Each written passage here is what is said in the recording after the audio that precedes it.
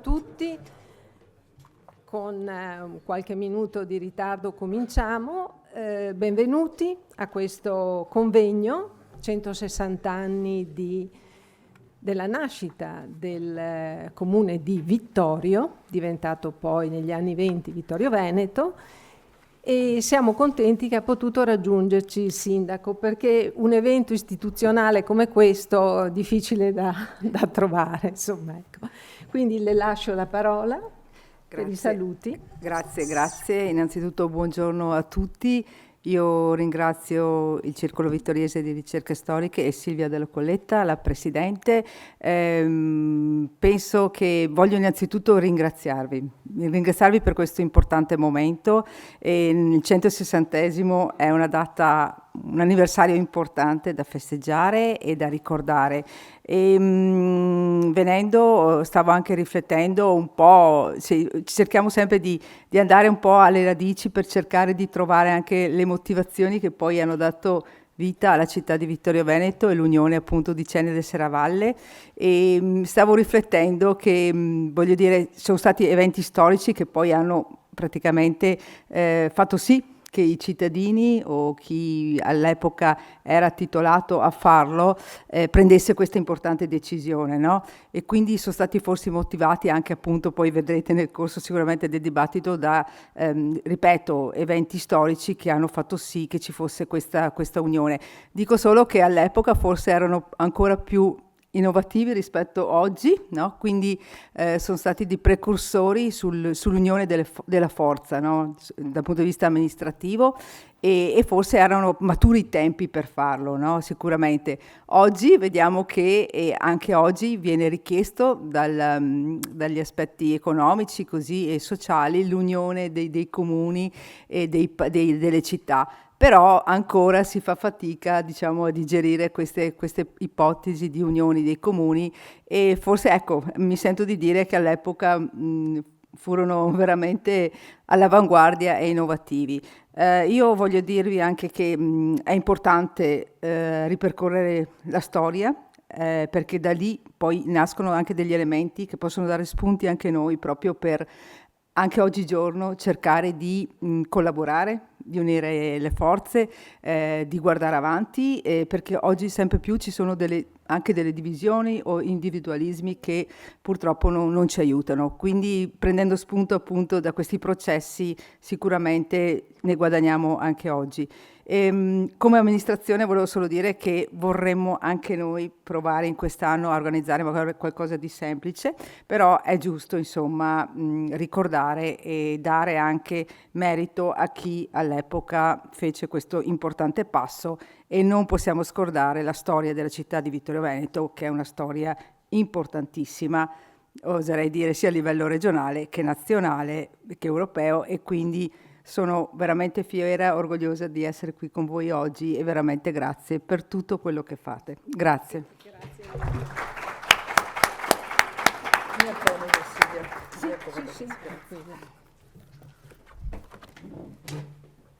Bene, grazie. La nostra signora Sindaco Mirella Bagliana, gentilissima come sempre, ci ha raggiunto volentieri. Bene. Una breve introduzione sul perché si uniscono i comuni. Innanzitutto per ridurre i costi amministrativi, ottimizzare la gestione dei servizi, e bisogna dire che intenti simili hanno promosso l'unione, la fusione al tempo dei due comuni nel 1866. Non era un'idea del tutto nuova, perché ne era presente già da circa 60 anni l'idea dell'unione, e aveva visto un precedente nell'unione di Ceneda con San Giacomo di Veglia del 1845. C'era già questa idea. Non era quindi una novità assoluta e non era un'imposizione dall'alto, una scelta consapevole, lungimirante, come abbiamo appena sentito dalla signora Sindaco, e da parte ovviamente delle rispettive giunte. Nel caso particolare di Ceneda e Serravalle si trattava di un ritorno all'unità originale, che era stata spezzata per ragioni politiche in un tempo lontano che non siamo in grado di delineare, data la totale assenza di documenti antichi per quel periodo. No? Possiamo quindi supporre, quindi possiamo solo supporre, ci sono degli elementi forti che ce lo dicono, ma non c'è il documento di appoggio, che Ceneda e Serravalle fossero autonome già all'inizio del XII secolo. Se andiamo infatti a leggere il testamento del conte Alberto, quello che è partito per la crociata, 1138 data il suo testamento, infatti l'area di Bigonzo, quindi Sant'Andrea per chi non è di Vittorio Veneto, appare del tutto separata da Ceneda, mentre Serravalle, che al tempo non esisteva, perché di Serravalle si comincia a parlare dal 1169. Quindi a quella data, la data del testamento del conte Alberto non è nominata perché non esiste. L'ultima cosa che restava invece da dividere, che era ancora in comune, e questa tra l'altro è una prova dell'unità primitiva, erano i pascoli collettivi di quella che oggi noi chiamiamo la Val Lapisina. E a partire da allora, per circa 8 secoli, abbiamo seguito i due diversi percorsi economici, sociali, politici di queste due città, che sono, ricordiamo, la prima e l'ultima acquisizione della dominante in terraferma. A nord Serravalle, feudo caminese e primo punto d'appoggio di Venezia, quindi il dominio veneziano in terraferma 1337. Florido mercato sulla strada per l'Alemagna, perché allora no, era l'Alemagna, centro proto-industriale caratterizzata da una forte immigrazione qualificata, e questo è il segreto, la qualifica. Arrivavano lapicidi, arrivavano pittori, arrivavano carpentieri, arrivavano questi proto-industriali, però arrivavano con un mestiere. E questa è stata la ricchezza della città di Serravalle. A sud Ceneda, sede contea vescovile, però ecco, ultimo acquisto di Venezia in terraferma 1768. Qui la scarsità di industrie e di mercati causa una stagnazione, questo si conosce, insomma, economica soprattutto, che induce i vescovi ad attirare da Conegliano i prestatori e imprenditori ebrei, quelli che poi una volta a Ceneda prenderanno il cognome di Conegliano. E addirittura per incentivare questo arrivo concede loro la proprietà immobiliare, che sapete invece era proibita agli ebrei dal 1430 dalla nobiltà, dalla dominante. In tutto il territorio della Serenissima gli ebrei non potevano avere proprietà immobiliare da quella data, 1430, mentre qui Ceneda non faceva parte dei territori della Serenissima, c'era un giurisdicente e lui concede la proprietà immobiliare. Quindi questo, diciamo, insieme ad altre cose che sono entrate, altri privilegi che sono entrati nella condotta che il vescovo ha fatto per questa famiglia di ebrei coneglianesi, poi cenedesi, ha fatto sì che arrivassero, e lì hanno dato un forte impulso all'economia, ma soprattutto che cosa hanno dato? Hanno dato la possibilità alla povera gente, la povera e poverissima gente, di avere dei piccolissimi prestiti. Stiamo a vedere cosa prestavano, portavano gli stivali e si facevano dare quel tanto che bastava per comprare le sementi e restituivano i soldi e ovviamente si riprendevano gli stivali. Tipicamente era San Martino come data di restituzione. Arriviamo all'Ottocento, dopo la disastrosa parentesi delle guerre napoleoniche, la situazione locale cambia, soprattutto economicamente. Abbiamo l'apertura da parte del governo austriaco della grande strada d'Alemagna, che dà un impulso notevole ai traffici.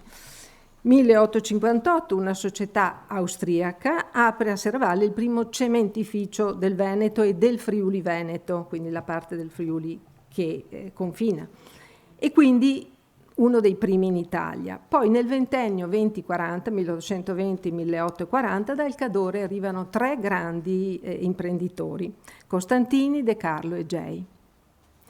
Ceneda, l'economia locale quindi inizia a svilupparsi, poi nel 1811 arrivano dalla Baviera gli imprenditori gentili, che di lì a poco saranno imprenditori a tutto campo, perché intraprendono in diversi settori merceologici.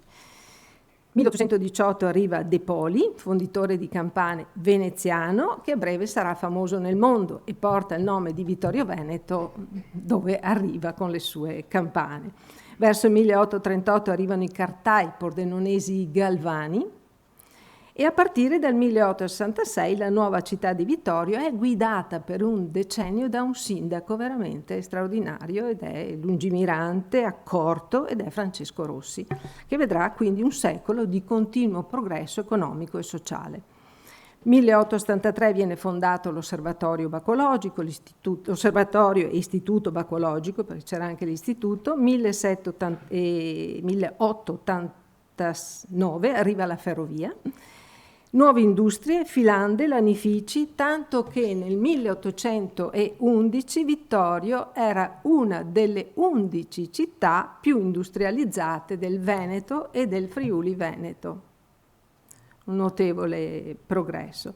E questa è la città che ci ha consegnato quello che abbiamo oggi, frutto di una scelta difficile, senz'altro, ma sentita di 160 anni fa, e una spinta anche collettiva di coloro che ci abitavano, indigeni e immigrati qualificati. Ecco, questo è il segreto, uniti ovviamente verso un futuro migliore. Detto questo, passo a ringraziare. Prima di tutti ringrazio i relatori. Senza il loro qualificato e generoso lavoro questi convegni non si potrebbero realizzare. Ringrazio l'amministrazione di Vittorio Veneto per il sostegno e la vicinanza alla nostra associazione e la presenza. Ringrazio il direttivo e i soci del Circolo Vittoriese di Ricerche Storiche per la loro disponibilità e indispensabile presenza ancora una volta. Infine ringrazio il personale delle biblioteche e degli archivi di Vittorio Veneto per la gentilezza, per la professionalità che ci consente di accedere a quel ricco patrimonio di storia che è conservato appunto in questi enti.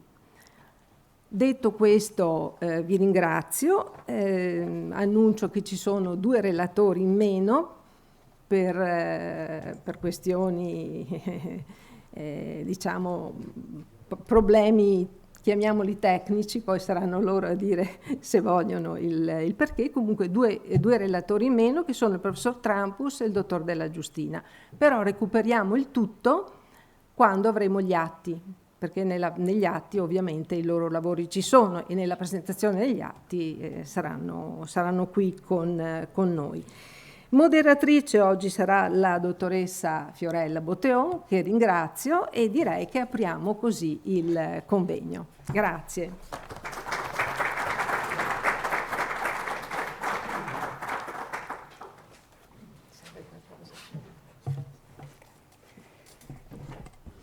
Buongiorno a tutti. Innanzitutto invito il dottor Gusso.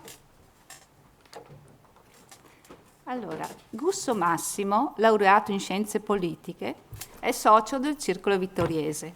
Si interessa di storia antica e tardo-antica, compreso l'antico cenedese, ma anche di storia contemporanea, politica e diplomatica, e di recente ha iniziato a studiare il periodo americano di Lorenzo da Ponte. Il dottor Gusso ci parlerà, come vedete, della terza 1866, la terza guerra d'indipendenza e le sorti della Venezia viste attraverso lo sguardo del New York Times. Ecco, quindi grazie dell'introduzione. Quindi facciamo un salto, quindi cerchiamo di vedere come nel resto del mondo, un mondo che allora era veramente separato, una specie di mondo lunare, come questo mondo è riuscito a guardare quel che accadeva, ovviamente non tanto a Ceneda e a Serravalle, ma nel Veneto, in questa vicenda fondamentale che è la guerra del 1866. E quindi parlerò dell'attenzione che gli Stati Uniti e uno dei loro più importanti quotidiani posero su questa guerra europea, che noi invece in una lettura inevitabilmente autoreferenziale e italocentrica denominiamo terza guerra d'indipendenza. Guardate che tutto il resto del mondo la chiama guerra austro-prussiana. Siamo solo noi che ci prendiamo questa specie di... anche con qualche ragione, insomma. È bene precisare che il New York Times seguì soprattutto le operazioni militari nell'area e siccome non ci sono stati eventi militari nell'area cenedese, non ci saranno specifiche menzioni di quest'area, mentre per dire l'area trentina anche i più piccoli villaggi dove passava Garibaldi sono riferiti, perché a parte la passione straordinaria del New York Times per Garibaldi, ovviamente qualsiasi cosa che faceva il generale era importante. Ma comunque vedremo che un filo rosso con Ceneda in qualche modo si potrà trovare più avanti. Quindi, insomma, riguarda il mio intervento il respiro internazionale, persino globale, che il conflitto europeo del 66 ebbe proprio nella stampa americana. Il Veneto nel 1866 con la chiamavano così loro, la chiamavano Seven Weeks War, la guerra delle 7 settimane, in base a questo libro, un instant book diremmo adesso, no? Uscito, una roba di 800 pagine, uscito nel 1867 a cura di questo signore, Hosier, che era l'attaché militare britannico a Berlino e che quindi come osservatore militare seguì la guerra. Per inciso, la figlia di questo signore diventa la moglie di Churchill, era il suocero di Churchill dopo, più avanti. Insomma, ecco, questo signore dà questo nome alla guerra, così come noi, per esempio, adesso diciamo guerra dei 6 giorni, guerra dei 12 giorni, dei 30 anni, cioè, solo che questo nome a noi non dice nulla, ma lo si ritrova invece molto spesso, la guerra delle 7 settimane, che dà anche un'idea molto limpida della brevità, insomma, del conflitto. E diciamo che lui riuscì ad attingere, cioè lui fu l'autore, ma riuscì anche a attingere al materiale del Times di Londra, a cui a sua volta anche il New York Times attinse. Dunque, il giornale di New York mostrò una grande simpatia per il processo risorgimentale, per Cavour, Garibaldi e soprattutto per un politico abbastanza dimenticato in Italia che è Bettino Ricasoli, che venne identificato come il successore di Cavour, anche il successore poi mancato, perché poi successe nel 61 a Cavour, ma poi ebbe un varco in cui restò fuori dai giochi, però rientrò proprio in occasione di questa vicenda. E l'Italia complessivamente per il New York Times è un laboratorio politico europeo e appunto per quanto riguarda però il nostro convegno, che insomma tratta necessariamente di Vittorio Veneto, eccetera, ripeto che i riferimenti del New York Times alle località minori del Veneto rimangono sporadici, indiretti, sono citati molto spesso Padova, Rovigo, Treviso, qualche volta anche Belluno, il Piave, ecco, ma località come Ceneda o Conegliano compaiono magari sul piano cartografico solo quando entrano in un contesto strategico. Treviso in particolare si fa notare come nodo tra Venezia e la linea del Piave. Negli articoli del New York Times Treviso è città sede di movimento di truppe o punto logistico. L'interesse del New York Times è rivolto soprattutto a Venezia, simbolo politico, a Verona, fortezza militare, al Quadrilatero, a Custozza, Lissa ovviamente, eccetera, e anche come ho detto prima, alle località trentine. Vi faccio vedere uno stralcio di una pianta che dopo vedremo in particolare, che compare in prima pagina il 18, molto più grande, l'intero Veneto, compare in prima pagina sul New York Times. Questi lettori di New York il 18 di luglio, scusate, vedono sul New York Times una pianta del Veneto, ecco, si trovano, è scritto abbastanza bene, anche insomma non ci sono gravi errori, insomma. Ecco, però ecco, per darvi un'idea, ecco, in questi casi vedete anche località piccole come questo e sostanzialmente servono un po' a riempire la mappa. Il Veneto oppure la Venezia, Venetia, come dicono loro, che è un termine più ampio del Veneto, perché Venetia significa anche Mantova, un po' di Friuli, ecco, insomma, è un concetto diverso, però loro tendono a usare questo Venetia, questa Venetia, per indicare questo territorio. Ma veniamo al filo rosso cenedese, che in qualche modo possiamo almeno sentimentalmente trovare.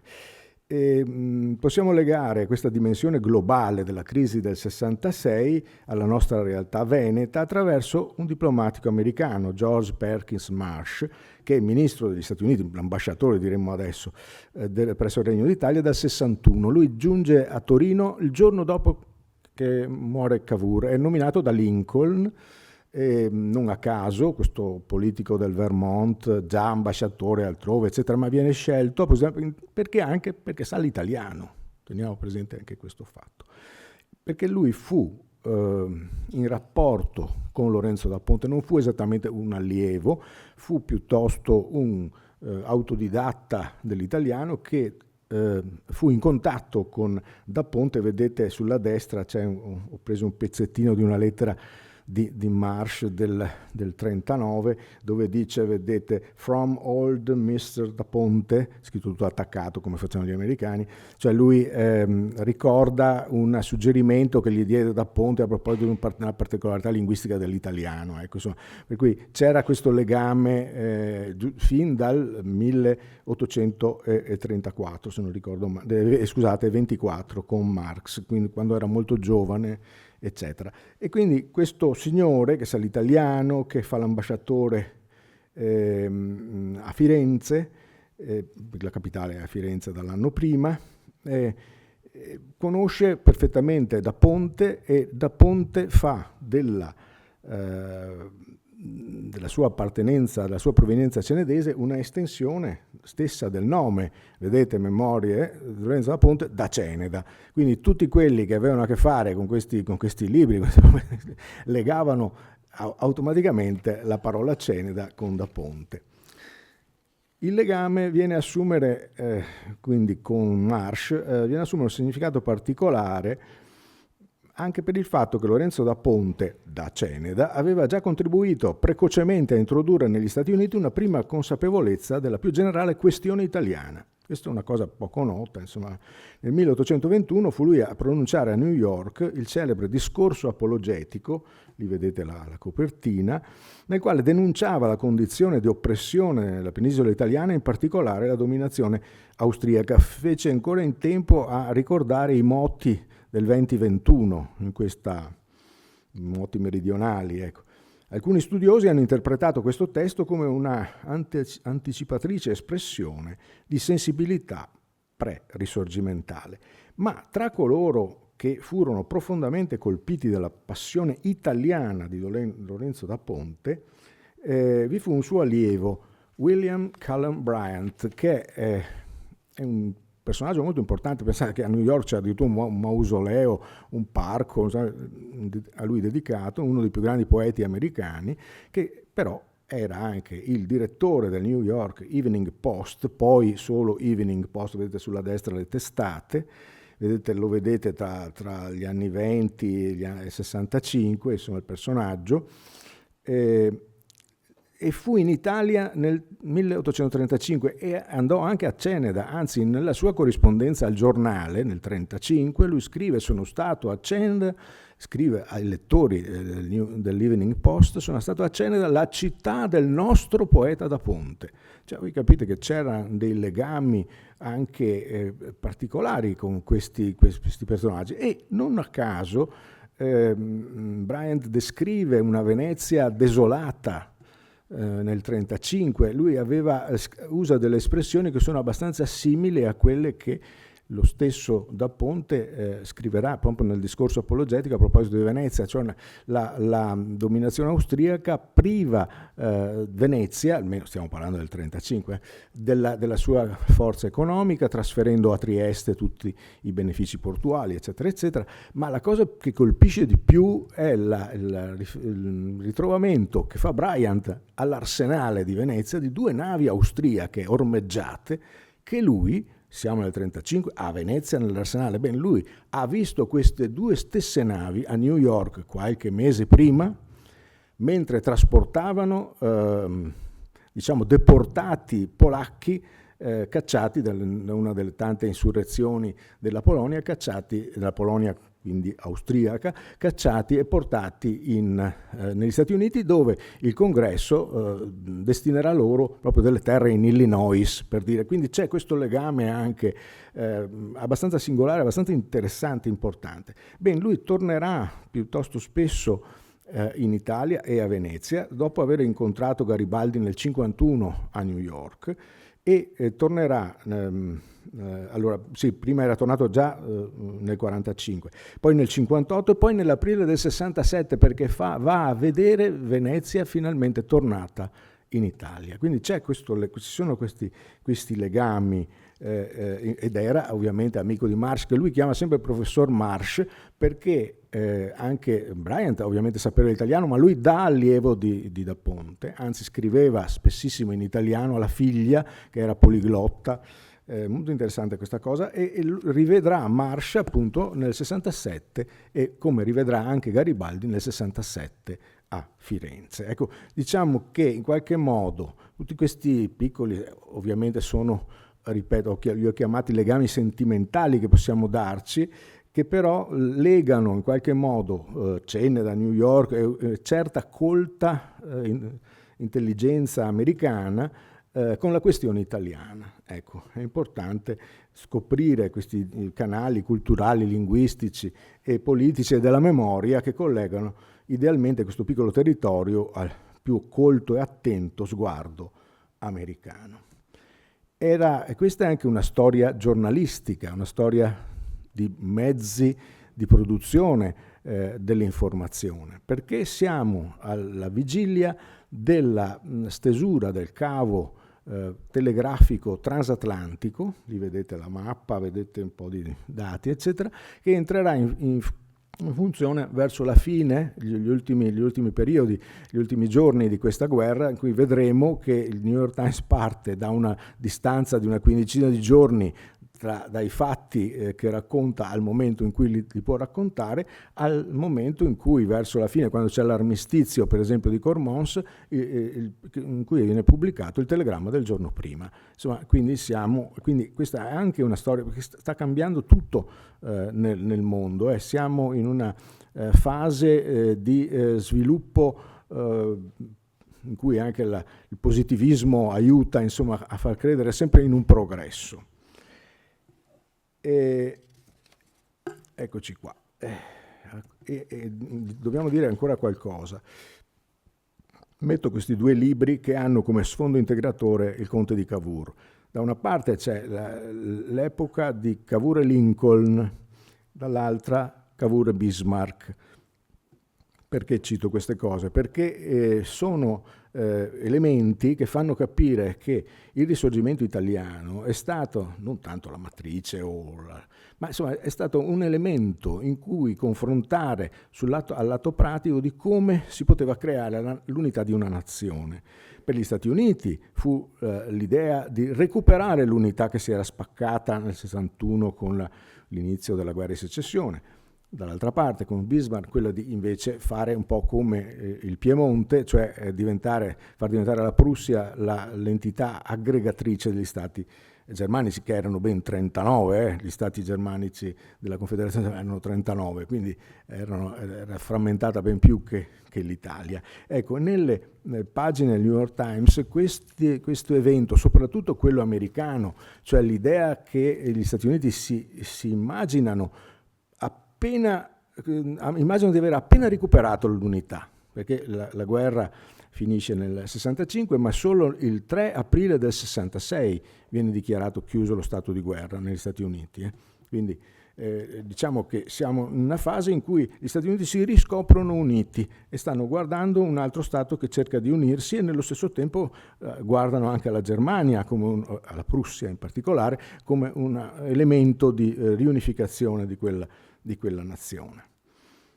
E il testimone di tutto questo questa è la sede del giornale in quei tempi, il New York Times, dove il flusso di notizie proveniente dall'Italia tra similitudini nei processi, perché per esempio un legame che si trova abbastanza spesso è quello tra Washington e Garibaldi, cioè i fondatori della nazione, cioè gli unificatori che sono dei militari e che sono capaci però di diventare anche dei politici. Ovviamente il New York Times ha uno sguardo necessariamente da lontano, non è che vede i dettagli, ma individua nel conte di Cavour, e qui vedete l'editoriale In morte di Cavour, il personaggio che ha prodotto, che è riuscito a portare l'Italia dove l'ha portata, ed è un dramma, e descrive come un dramma la sua morte, salvo recuperare qualche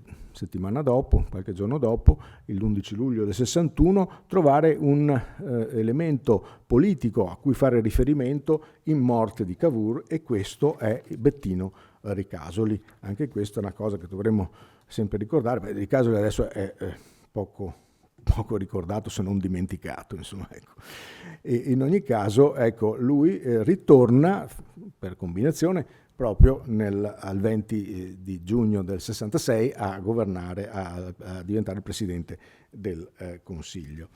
E vediamo la questione veneta, che viene seguita fin da subito, addirittura da prima della proclamazione del Regno, perché vedete qui c'è una notizia del 19 dicembre del 60, pubblicata il 4 gennaio del 61, in cui già si discute di come l'Italia avrebbe potuto ottenere per vie pacifiche il Veneto.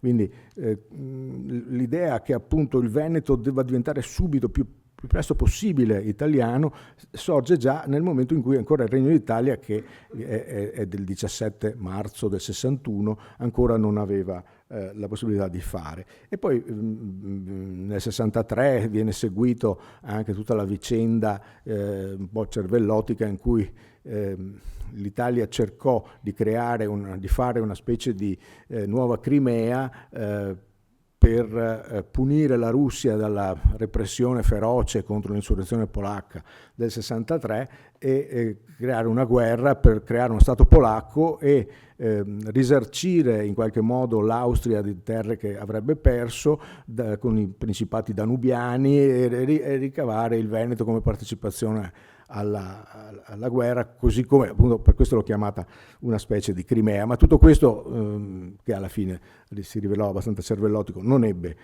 nessuna sorte, mentre nel 65 ritorna questa possibilità. Infatti tra settembre e ottobre del 65 c'è anche una missione italiana a Vienna del conte Malaguzzi Valeri, che lavorò al tentativo di creare una vendita del Veneto con un corrispettivo economico, ma la cosa fallì in particolare perché Francesco Giuseppe ritenne che lo Stato italiano era uno Stato fallito e che bastava aspettare ancora un po' per vederlo sfasciarsi. A questa vicenda si sovrappone un'altra storia che è veramente abbastanza incredibile, rende incredibile, ma mescola tutte le carte. L'ultimo dei partecipanti alla congiura contro Lincoln, che vedete è quel Surratt, qui vedete la fotografia e anche la taglia di questo wanted, era fuggito grazie a sacerdoti cattolici, si era rifugiato a Roma, dove era entrato nel corpo degli zuavi pontifici, lo vedete nella foto. Ma questo personaggio, che creerà poi un caso diplomatico e anche un caso giornalistico, lo vedremo più avanti, ma per dire che si intrecciano tutte le vicende su questa storia. Ecco.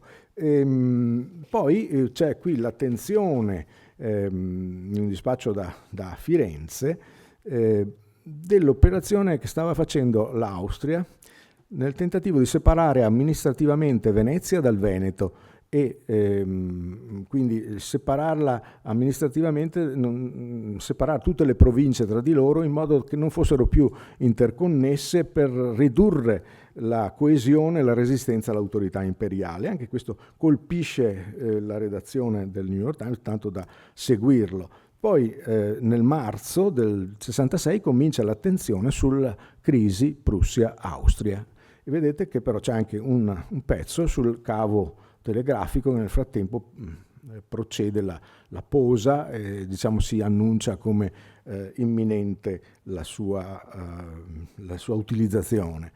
E qui di nuovo il caso Surratt, perché nell'aprile del 66 questo Surratt viene riconosciuto e la sua identità viene portata a conoscenza dell'autorità diplomatica americana, che manda un messaggio qui da Roma, la legazione americana presso la Santa Sede, e dopo questo dispaccio inizia tutta una serie di operazioni che ancora non sono conosciute al pubblico, ma diplomaticamente cominciano a muoversi, perché ci sarà una tensione sempre maggiore con Roma, al punto che subito dopo questa vicenda il Congresso vota una risoluzione per cui non finanzia più l'esistenza della legazione diplomatica americana alla Santa Sede. Quindi c'è stata una sorta di rottura delle relazioni da questo punto di vista. Qui abbiamo un quadro con Austria, Prussia, Italia e la crisi che si va sempre più aggravando, e anche l'Italia concentra truppe a fronte della concentrazione di truppe austriache. Quindi la crisi continua a crescere. E la crisi tra Prussia e Austria era dovuta essenzialmente a un fatto importante, cioè la Prussia governava un sistema doganale autonomo che si chiama Zollverein, a cui non faceva parte, di cui non faceva parte l'Austria, e a cui invece l'Austria voleva far parte, che era ovviamente importante dal punto di vista doganale, perché è un sistema molto avanzato che ricorda un po' anche l'Unione Europea dell'inizio, ecco. Ma anche erano problemi dovuti ai ducati danesi della guerra del 64, adesso non possiamo occuparcene, ma comunque è in questa situazione, in questo quadro di lotta, di egemonia nell'ambito del mondo germanico, che si va a infilare l'Italia. Questo bisogna chiarirlo, cioè noi lo chiamiamo guerra di indipendenza per gli effetti, ma la situazione è una lotta per l'egemonia nel mondo germanico. E ecco, la Prussia e l'Italia avevano risolto già i loro problemi nel 62, nel senso che la Prussia riconosce abbastanza sollecitamente il Regno d'Italia, e questo è un elemento importantissimo dal punto di vista diplomatico, perché tende a evitare l'isolamento a cui invece l'Austria mirava. L'Austria non riconobbe mai l'esistenza dello Stato del Regno d'Italia, lo farà col Trattato di pace del 66, ecco. Quindi il riconoscimento prussiano era importante. Il governo attualmente era di La Marmora, il generale La Marmora, che però non era idoneo a guidare il paese in guerra, anche perché lo stesso La Marmora diceva che il suo posto era allo Stato Maggiore, non alla Presidenza del Consiglio, e si comincia già in aprile a fare il nome di Ricasoli, ma la formazione di questo governo Ricasoli sarà lunghissimo, un po' una cosa un po' tipica italiana, e anche questo sarà uno degli elementi di pasticcio organizzativo di questa guerra. Ecco, vedete l'interesse del giornale, che si sposta anche agli stati minori della Germania, che cercano di evitare la guerra, se possibile. Qui si parla di Baviera e Sassonia, e anche si comincia a parlare del trattato che doveva essere segreto, ma insomma se ne parla sul giornale, tra Italia e Prussia, trattato dell'8 aprile, segreto, dove l'Italia si impegna a sostenere la guerra della Prussia, e non è il contrario, cioè non c'è la reciprocità. Anche qui non possiamo granché discuterne. Sì, Quindi andiamo avanti, anche qui vedete Prussia, Italia, Austria, Italia, cioè ci sono, e viene fuori di nuovo la proposta della cessione della Venezia. Anche qua una cosa che non avrebbe dovuto venire fuori, che però risultò una cosa non vera, o più che altro una cosa sperata dai francesi. E andiamo ancora avanti, il governo Ricasoli, che viene formato, e quello stesso giorno entra in guerra anche l'Italia, la Prussia l'aveva preceduta di 3 giorni. Vedete che entra il Presidente del Consiglio, non è più un ministro degli esteri, c'è un ministro degli esteri che sarà Visconti Venosta, e c'è anche la sinistra al governo, perché il re aveva voluto un governo di una maggioranza grandissima, insomma, e quindi ci sarà il ministro della Marina, De Pretis, in rappresentanza della sinistra. Qui è guerra. Vediamo la guerra che comincia, ovviamente c'è sempre un divario che ci fa un po' di schizofrenia, no? Tra il momento in cui l'articolo viene scritto e il momento in cui viene pubblicato, e comunque insomma diciamo la guerra arriva. Qui abbiamo un pezzettino che c'è da dire, da leggere un po', perché vale la pena capire qual è il rapporto tra gli Stati Uniti e le European Powers, le potenze europee. Il pezzettino dell'Italia dice questo: con il giovane e libero Regno d'Italia abbiamo intrattenuto fin dall'inizio della nostra esistenza rapporti amichevolissimi. In questo caso si tratta di qualcosa di più di una semplice amicizia diplomatica. Proviamo profonda simpatia per il popolo italiano, così come siamo in perfetto accordo con il suo governo. Le sue aspirazioni sono profonde e generose, i suoi obiettivi meritano successo. Non possiamo criticare l'Austria per aver difeso i suoi possedimenti, ma allo stesso tempo non possiamo che augurarci che le speranze di unità e libertà italiane possano realizzarsi con il possesso della bella Venezia. Qui capite che c'è proprio, si tifa. Ecco, vabbè, questo solo, adesso vado veloce, solo per dire che per un bel periodo il New York Times non si occupa della politica estera, perché si occupa della riorganizzazione interna degli Stati Uniti, che è una macchina complicatissima che si mette in moto. Torna a parlarne con tutta la prima pagina, del The War in Europe, e questa paradossalmente è la data della battaglia di Sadova, che ovviamente ancora gli Stati Uniti non conoscono. Qui abbiamo la battaglia di Custozza, ovviamente sempre in ritardo.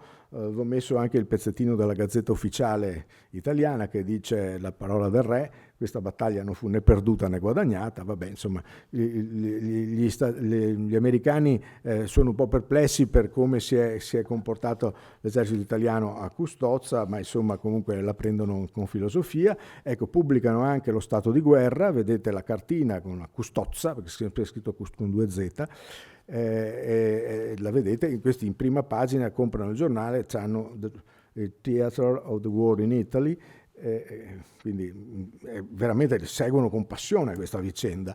La battaglia di Lissa, anche qui gli Stati Uniti la vedono con una certa perplessità, perché aver perso la battaglia di Lissa in superiorità militare, le prime corazzate, insomma un disastro, però insomma la prendono bene, al punto che, vediamo di saltare, il 1° settembre, cioè un po' dopo, ma insomma sul principale periodico diciamo il settimanale in voga, l'Harper's Weekly, compare un editoriale in cui si esalta la virtù del marinaio italiano, ci sono anche le illustrazioni, quindi la prendono con grande...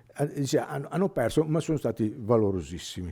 Ecco, l'editoriale sulla posizione dell'Italia nel grande scontro europeo, e qui abbiamo un'altra, diciamo un pezzetto, ve l'ho fatto vedere all'inizio, questa è la pagina del 6 agosto, ecco che abbiamo, qui sono in ritardo chiaramente rispetto ai tempi, gli ultimi possedimenti dell'Austria in Italia, siamo già alla fase della vigilia dell'armistizio, però qui le notizie con un certo ritardo, ma si parla già di un armistizio favorevole all'Italia, non sarà così. Qui c'è l'armistizio di Cormons, in cui abbiamo invece il tempo reale. In questo momento le notizie passano col cavo sottomarino, vedete che ci sono un po' di errori, agliamento per tagliamento, Carmons invece di Cormons, insomma non ha importanza, cioè l'idea è che entrano, ma volevo andare veloci, vabbè, qui ci sono i vari dispacci in cui c'è ecco qua, vedete by Ossian Telegraph, e qui c'è l'avviso telegrafico, la sottoscrizione a Praga della pace, il plebiscito che arriva in prima pagina il 5 di novembre, ma volevo farvi vedere, saltiamo pure questo, anche Surrat lo scambiamo, passiamo, ecco, proprio l'ultimo non si vede, clamoroso questo, ma insomma pazienza. Dunque vediamo di tornare indietro. Se si potesse tornare indietro, non so come si fa. Sì, questo. Vabbè, non si vede. Comunque l'ultimo dispaccio, che qui clamorosamente non si vede, è del 73, quindi per qualche anno dopo, e si riferisce al terremoto dell'Alpago che colpisce San Pietro di Feletto, e vedete che un dispaccio da Treviso riferisce che a Feletto, vicino a Conegliano, circa 35 miglia a nord di Venezia, una chiesa venne distrutta dal terremoto e 4 villaggi vicino a Vittoria, ecco questo qui, in realtà è Vittorio, 14 persone sono state uccise, diverse ferite, in realtà saranno 38 i morti. Comunque questa è la prima apparizione, anche se si chiama Vittoria, del comune di Vittorio, non ancora Veneto, nel giornale, e con questo io chiuderei la mia. Ok, non so qui come si fa. Grazie al dottor Gusso. Invito il dottor Fattorel, prego. Fattorel Lorenzo, architetto e design, intreccia ricerca, progetto e divulgazione al fine di valorizzare il patrimonio culturale, comunitario, materiale ed immateriale. Allora, oggi il dottor Fattorel ci parlerà degli aspetti urbani dei comuni di Ceneda e Serravalle, 1797-1866. Prego. Grazie.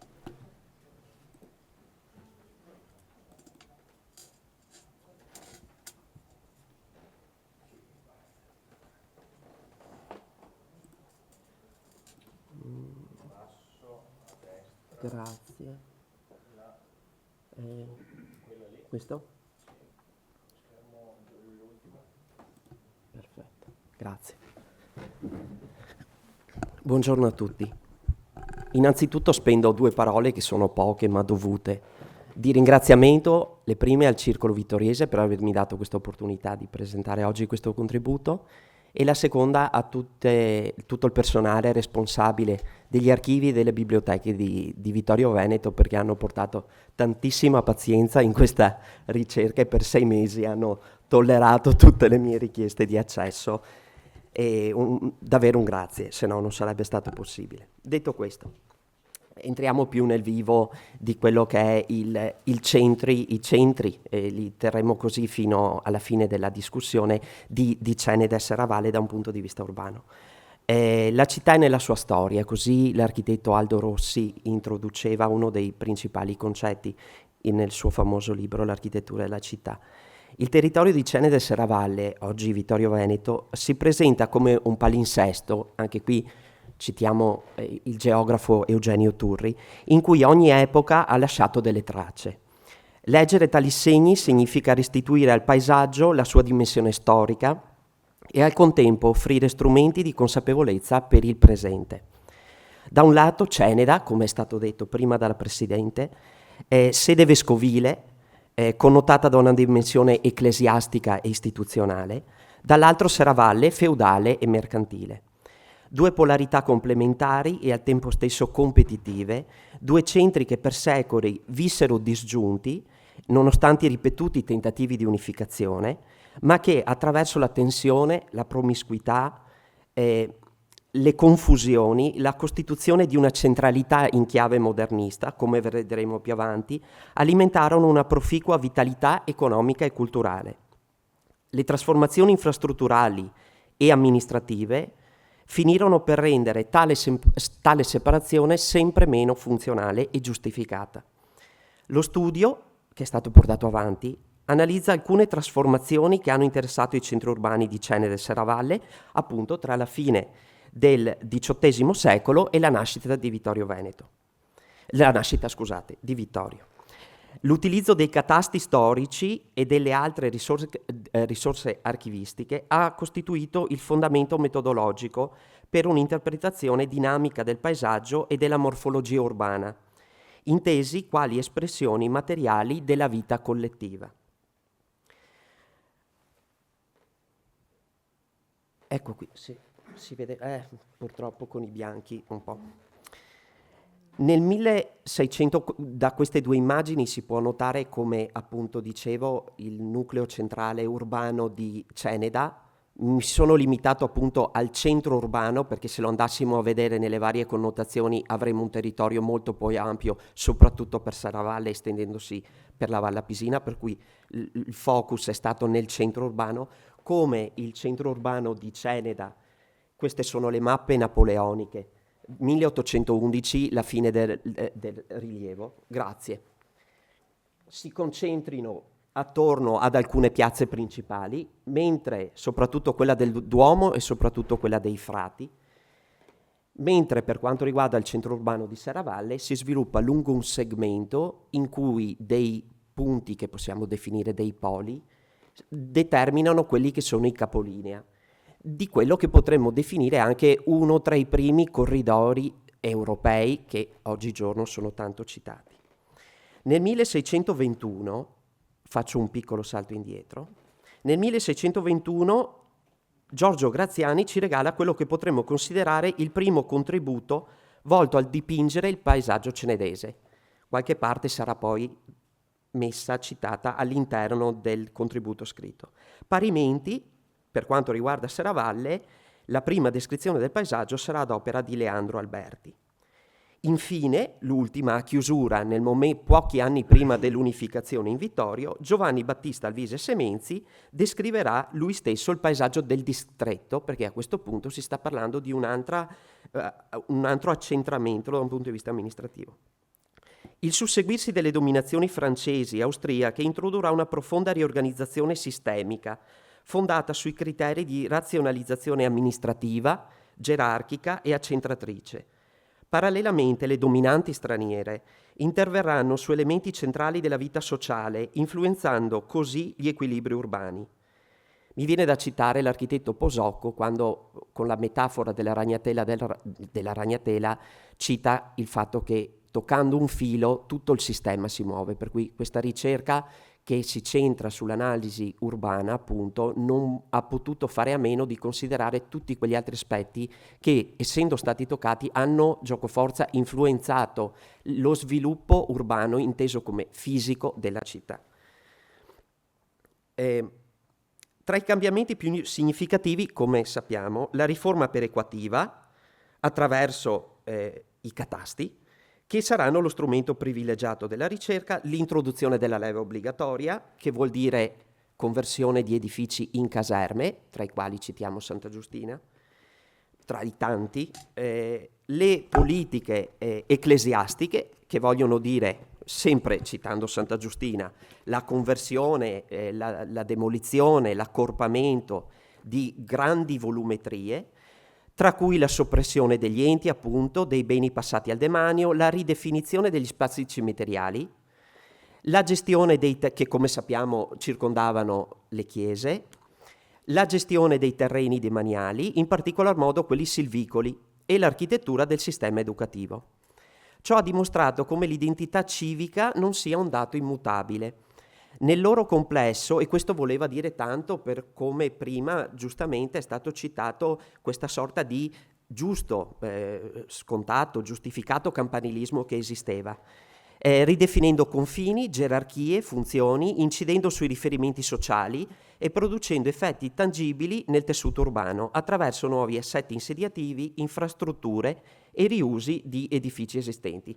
Queste sono altre due immagini evocative, sono fotografie storiche di qualche decennio successivo all'unità di Vittorio Veneto, ma in un qualche modo servivano per aiutare il lettore anche a collegare su quello che poteva essere quasi l'ambiente, per cui la definizione come prima di 2 paesaggi, poi vedremo anche nelle descrizioni qualcosa di più dal punto di vista agrario, dello sfruttamento agrario, e le 2 piazze che si vengono a costituire e si vengono nel tempo a modificare. Qua siamo già nell'ultima parte delle modifiche di Piazza del Duomo, cosiddetta. Va detto che i dati, il catasto, come dicevo, non si limita solo a registrare i dati fondiari, costituendo una fonte capace di riflettere le logiche amministrative, fiscali e politiche che ne hanno guidato l'organizzazione e che sono servite a razionalizzare le risorse pecuniarie e i poteri regolatori, ma restituisce una rappresentazione complessa e strutturata dello spazio, nel momento stesso in cui viene misurato. Una misura che in un qualche modo è sempre soggettiva e che metteva in considerazione vari equilibri, soprattutto economici, e diventava di conseguenza oggetto di governo, per cui attraverso la definizione del catasto io ero in grado di regolare vari equilibri, soprattutto dal punto di vista fiscale. Dalle mappe emerge con chiarezza un territorio articolato. Nella fotografia superiore abbiamo uno squarcio del territorio di Serravalle, diciamo quello limitandoci a quello urbano di Serravalle, nella parte inferiore invece quello a sud di Ceneda, per così dire. Dalle mappe emerge un territorio appunto articolato: la montagna con un frazionamento fondiario maggiore per ovvie ragioni orografiche, la collina dove predomina la piccola e la media proprietà e la pianura più omogenea dominata dal grande latifondo. Dal latifondo e dalla centuriazione che qui emerge da un punto di vista agrario, poi vedremo anche da un punto di vista infrastrutturale come è stato ampiamente documentato. Borghi e colmelli quali cellule insediative persistenti, il sistema idrografico che funge da confine, da infrastruttura naturale e propagine produttiva, e la rete viaria sviluppata sulla sua matrice, poiché, sempre citando Rossi, la città nasce in un dato luogo, ma è la strada che la mantiene viva. Va quindi detto che, sempre attraverso lo studio delle mappe, i dati presenti sui catasti napoleonici, mappe e sommarioni, li definiamo napoleonici anche se poi sappiamo sono iniziate sotto il dominio francese per poi essere stati conclusi solamente sotto la dominante austriaca, limitati temporalmente solo a un'annualità, come dicevo nel 1811, consentono una significativa correttezza e permettono un'analisi e un confronto agevole tra i comuni. Invece il successivo rilievo austriaco, che viene chiamato anche questo censo stabile, inizierà e si concluderà in un arco temporale più ampio, dal 46 al 59, e sarà la base per quello che sarà il censo stabile attivato o catasto austro-italico, fatto in epoca successiva, venendo progressivamente aggiornato. Questa cosa è stata un po' una limitazione, perché mentre i dati nel censo napoleonico, essendo limitati all'811, appunto permettevano di dire questo esisteva a Ceneda, questo a Serravalle, facciamo un confronto, consultare tutto il materiale, mappe e sommarioni dell'austriaco voleva dire iniziare ad interpretare ciò che c'era in un arco temporale più ampio e soprattutto sulle mappe che sono state modificate poi fino al 1920, per cui bisognava leggere la singola particella sul sommarione per capire se faceva parte di un qualcosa costruito dopo l'unità di Vittorio o precedente. Il tessuto urbano del costruito, lo vediamo qua in piccolino, sarà più leggibile nella pubblicazione. Il tessuto urbano del costruito, composto da elementi edilizi che mantengono una dimensione omogenea, qui è stato filtrato, è stata presa la carta tecnica regionale con l'orografia, a cui è stato estrapolato solo il ridisegno dalle mappe napoleoniche del costruito, per fare vedere come si distribuiva nel territorio, se c'erano delle cosiddette anomalie che possiamo definire dei fuoriscala. Infatti emerge come sinistra Ceneda e destra qui Serravalle, emerge come ad esempio il Duomo Santa Giustina, il ghetto a Ceneda e il Duomo e la cattedrale Santa Giustina e San Girolamo a Serravalle rappresentino dei fuoriscala, cioè dei volumi eccezionali che per dimensione e funzioni si distaccano nettamente dalla trama fitta e regolare delle pertinenze delle abitazioni circostanti. Emerge nella foto di sinistra, invece, sempre sulla base della carta tecnica regionale, è stata ridisegnata la viabilità, sempre partendo dalle mappe napoleoniche, tenendo anche però l'infrastruttura naturale, che è fondamentale quanto quella realizzata dall'uomo, e si nota come emergano sia le piazze, che sono quelle aree più nere, sia come l'asse principale, questo corridoio europeo nord-sud che collega Venezia ai mercati della Germania e tutte le tappe intermedie, passi, come dicevo prima, attraverso la Piazza dei Frati, che poi nei vari periodi successivi, per questioni giuste di traffico e di viabilità, avendo perso questa possibilità di connettere Piazza del Duomo con la parte est di Ceneda e poi con Serravalle, arrivando fino al Meschio, ha perso un po' quella funzione di vero baricentro di snodo nella comunicazione est-ovest e nord-sud.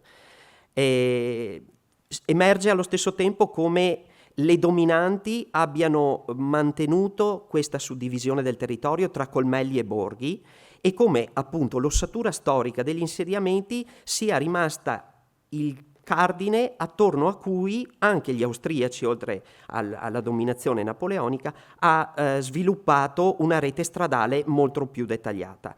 Mentre il catasto napoleonico, si trovano anche qui delle differenze, mentre il catasto napoleonico ha fotografato il territorio con una visione d'insieme, quello austriaco si è più incentrato sullo sviluppo urbano, che poi ha determinato anche quello che è stato lo sviluppo proto-industriale.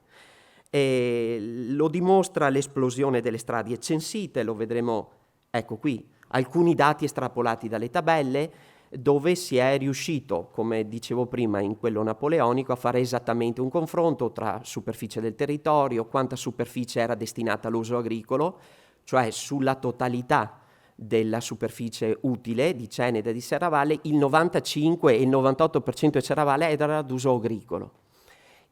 Quello che io ho definito superficie a verde sarebbero i giardini, diciamo così, tutto ciò che non è agricolo ma è a verde, parchi, era molto marginale, un territorio molto più frammentato nella parte di Serravalle, circa 3 volte le particelle in Ceneda, perché l'orografia necessitava di questo, un numero di fabbricati praticamente quasi simile, in una superficie, poi nell'articolo troverete vari dettagli. E qui appunto anche l'uso del suolo sempre premia la descrizione molto accurata fatta nel primo catasto, dove ogni singola particella, a differenza di quello austriaco, non verrà determinata come pascolo, prato, orto, punto, ma si arriverà a dire boscato dolce, boscato misto, cespugliato, con rupi, framacini, sassoso, vitato.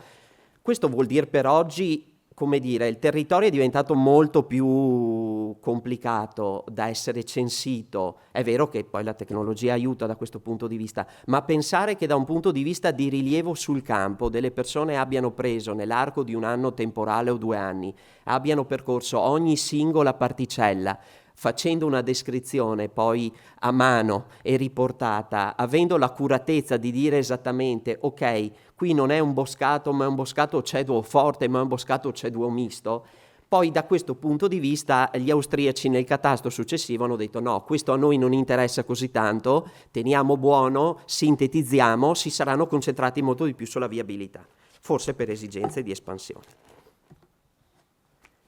E poi altri aspetti.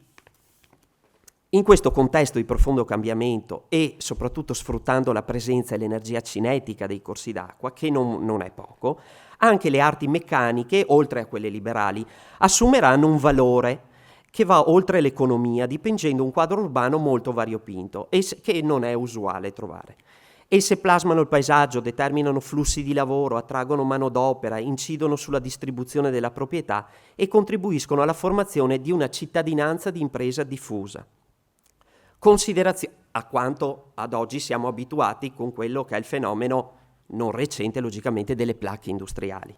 Considerazioni sull'andamento demografico e la densità abitativa non sono state portate avanti per una spiegazione, pur potendo essere coerenti con il tema affrontato, perché i dati ad oggi pubblicati o reperibili in archivio fanno sempre riferimento a risultati di aggregazioni amministrative costantemente differenti, per cui non era possibile dire in un arco temporale lo sviluppo del centro urbano di Ceneda da un punto di vista demografico è stato questo parallelamente a Serravalle, perché di volta in volta i vari censi andavano a considerare un ingrandimento, una riduzione del territorio, per cui sarebbe diventato troppo opinabile la questione. Ritornando invece all'aspetto della cittadinanza diffusa, possiamo vedere, questo è il rilievo che tiene, e ci tengo a sottolinearlo, solo in considerazione i dati che sono derivati dai sommarioni, che è uno strumento governativo, non è uno strumento amministrativo del territorio, quindi soggetto a interpretazioni. Per cui è inusuale, perché se lo paragoniamo ad altri registri in archivio sugli esercenti, ad esempio, non troveremo le stesse cose.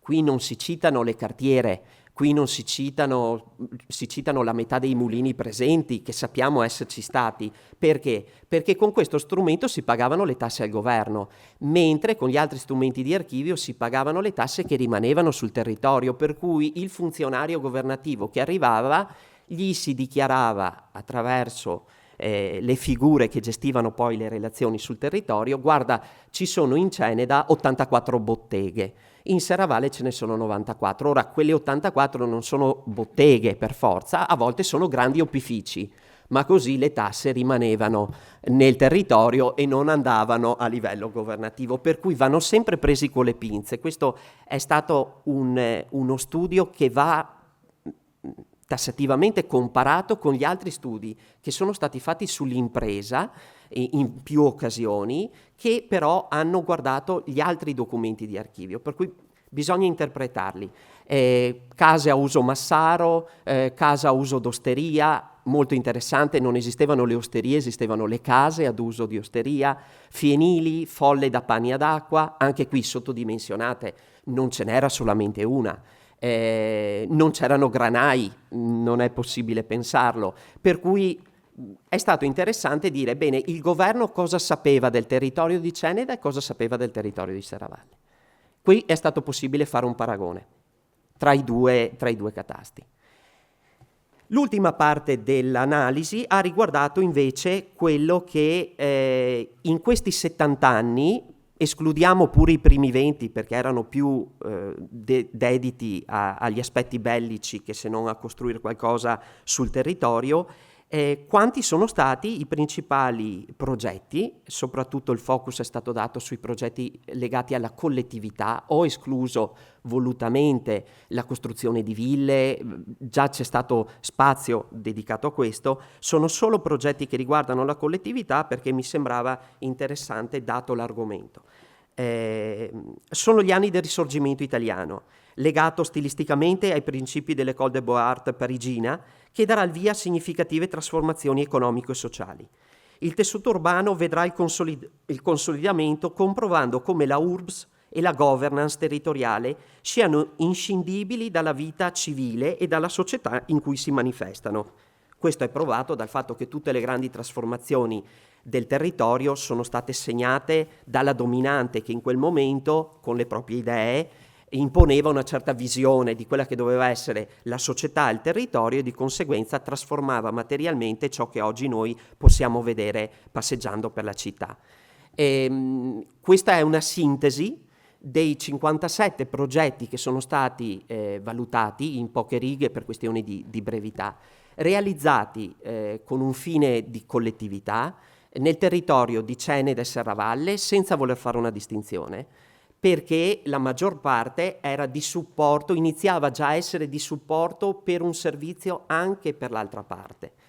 E nell'edilizia, ripeto, sintetizzo, nell'edilizia troviamo 9 interventi legati al sacro, all'edilizia del sacro, possono essere i cimiteri, le chiese, non le ho considerate private, le ho considerate un servizio che soprattutto in quegli anni era molto...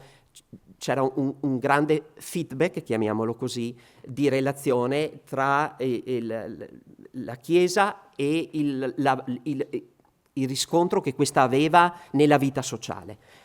culturali, purtroppo ne abbiamo solo 2, sono i 2 teatri, l'istruzione, parliamo delle scuole, socioassistenziale, le case di riposo. Istituzionale sono le ristrutturazione delle sedi comunali e altre, ad esempio la riattivazione del servizio postale. Industriali ne ho citata una sola, anche se privata, logicamente, ed è il cementificio, in quanto era legato profondamente allo sviluppo della rete viaria su ferrovia. E quello militare perché ho considerato la riconversione di Santa Giustina come caserma. Dal punto di vista infrastrutturale altrettante, 22 interventi tra i più significativi legati alla viabilità potevano riguardare arginature, strade, rifacimento di piazze e sistemazione delle acque, perché il Meschio ricordava molto frequentemente la sua capacità di ridefinire le situazioni. L'unificazione del 66, vado a conclusione, accompagnata dalla scelta del nome Vittorio, non fu dunque un atto improvviso, come è stato precedentemente anticipato, ma l'esito di un lento processo di avvicinamento. La nuova città ricomponeva, finalmente, i membri sparsi di un centro antico, come osservava Francesco Troyer, e inaugurava una stagione ulteriore di trasformazioni, che vedremo col prossimo intervento, orientate alla costruzione di una centralità moderna. E come un'architettura costruita nel tempo non è mai conclusa, ma continua a trasformarsi, proprio nella comprensione delle sue stratificazioni risiede la possibilità di orientarne il futuro con maggiore coscienza, riconoscendo nella memoria del territorio non un vincolo, bensì una risorsa. E vi ringrazio.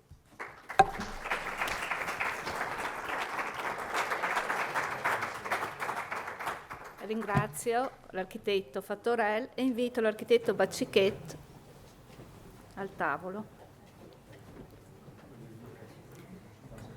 Baccichet Moreno è architetto e dottore di ricerca in storia dell'architettura e dell'urbanistica. Svolge attività professionale ed è iscritto anche all'AIAP, dove è anche componente del comitato di redazione della rivista Architettura del Paesaggio. Oltre all'attività di progettazione paesaggistica e urbanistica, svolge dal 2000 una costante attività di didattica universitaria, come professore a contratto per le discipline urbanistiche UAV. Prego.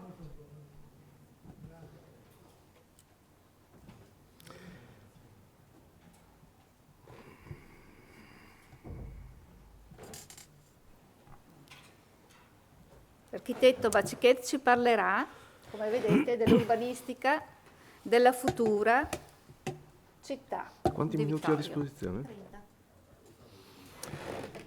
Bene, grazie per l'invito. Non so se si vedrà bene con la luce tutte le immagini che voglio mostrarvi, che sono abbastanza. Invece io non sono stato bravo con gli altri relatori, nel senso che non ho ancora pronto il saggio, anzi sono ancora un po' indietro sulla parte di saggio, però cerco di delinearvi di cosa parlerò con una serie di immagini, abbastanza immagini, che riguardano queste 2 città che costruiscono poi una città sola al suo centro.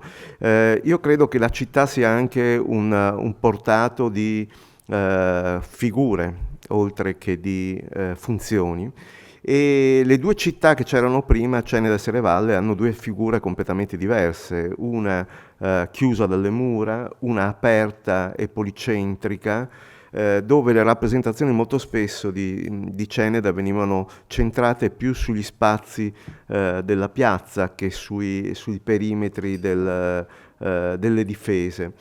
L'ambiente che noi siamo abituati a percorrere all'interno della città è un ambiente che è molto diverso dalla visione di queste 2 strutture e molto incide appunto con quello che accade nel 1866 e con i primi progetti. In realtà capire bene come funzionavano le città una volta, guardandole oggi, diventa molto difficile, bisogna molto spesso ricostruire dei quadri. Ad esempio in questo caso vedete in rosso la progressione edificazione tra le due città rispetto a tutto il territorio comunale. Vedete come si sono profondamente densificate al di sotto e al di sopra della stretta di Serravalle nel tempo.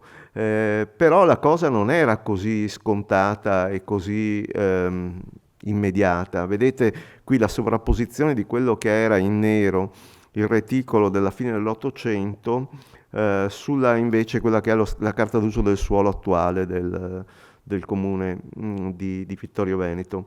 E qui vediamo come ancora alla fine dell'Ottocento le due città fossero molto distanti e il rettifilo della strada e l'elemento della ferrovia, che è questo, fossero ancora incapaci di costruire una centralità nella parte della piazza e di Viale Cavallotti, che era questo, che ancora appunto non c'era.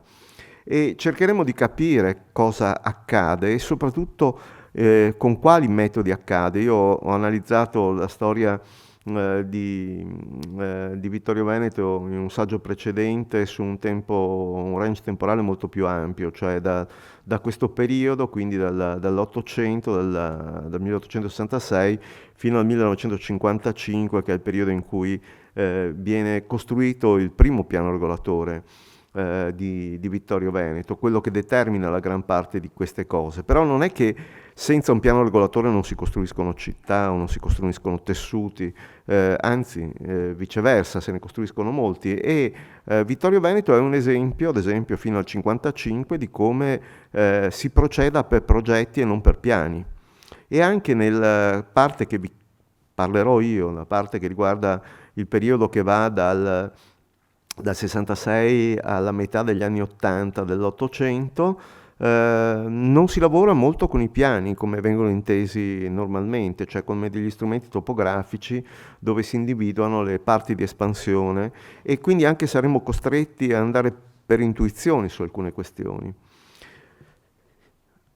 Ecco, rimane all'interno dell'insediamento attuale quella matrice policentrica che voi conoscete molto bene, meglio di quello che posso conoscerla io, che ho un cognome tipico di Vittorio Veneto, ma non sono di Vittorio Veneto perché noi siamo andati via nel 1845.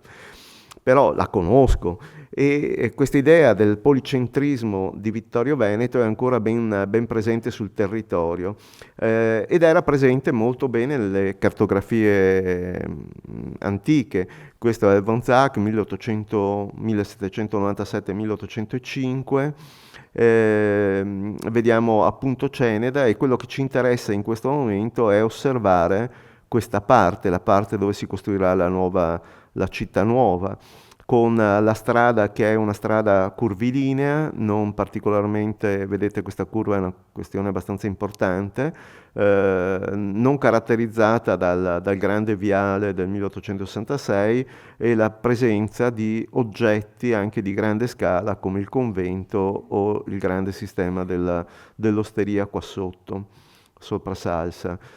Queste carte ci permettono di capire più i valori qualitativi che quantitativi di questi insediamenti, ci permettono di capire che c'era un minimo di distanza tra le due comunità.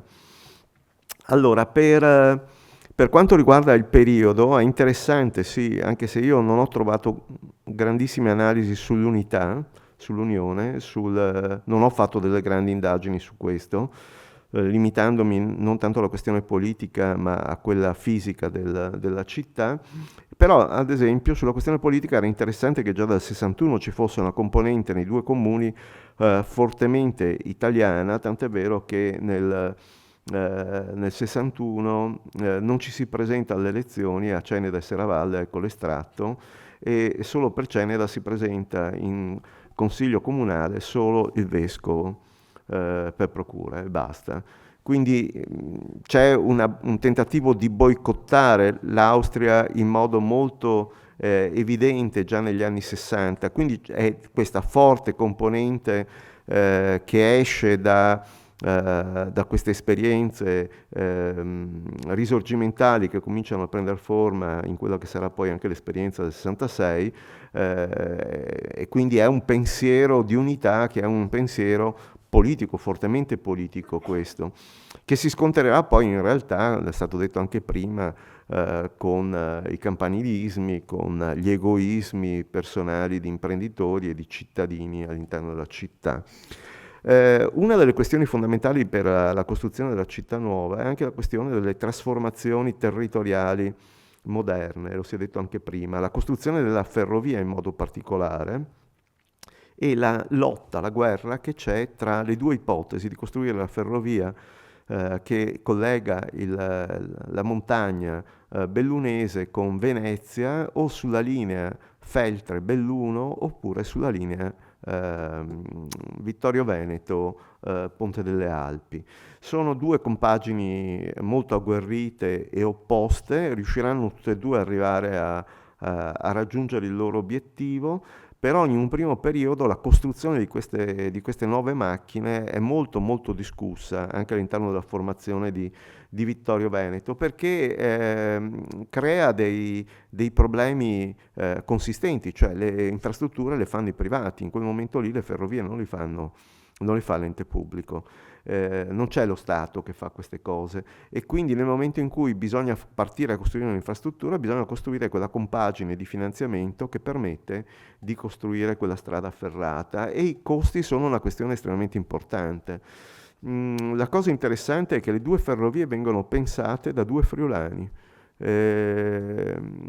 Giambattista Locatelli è ingegnere a Udine, Federico Gabelli invece è ingegnere a Pordenone e sono tutti e due impegnati su questo tema dell'infrastrutturazione anche perché hanno avuto dei contatti diretti con quello che è stato il grande cantiere degli anni 50 da Venezia fino a Casarsa e quello che sarà poi il cantiere che proseguirà con il ponte sul Tagliamento, la ferrovia verso Udine.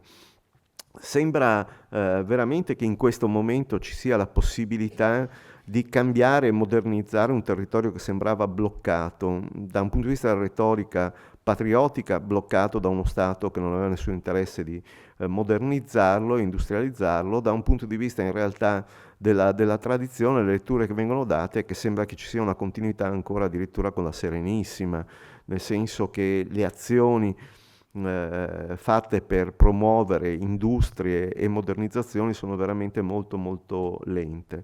Il trattato di pace quindi viene accolto come un'occasione di taglio netto rispetto al passato, di salto molto importante che deve tramutarsi anche in una dimensione fisica.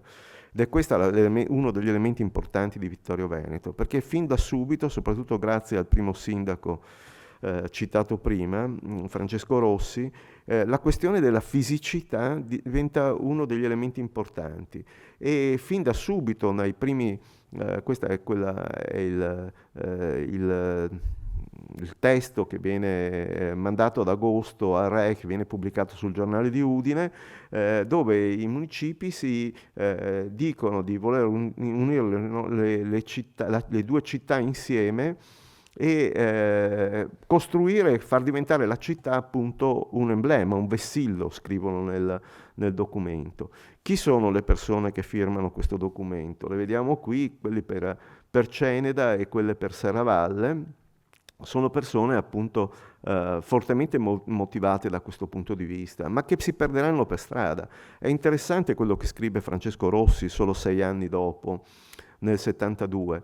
Questo mezzo fu nello stesso patto di fusione, dichiarato consistere nella popolare di là la Via Concordia. La strada veniva nominata Via Concordia, questo era il nome che era stato dato a questo nuovo stradone che collegava le due comunità.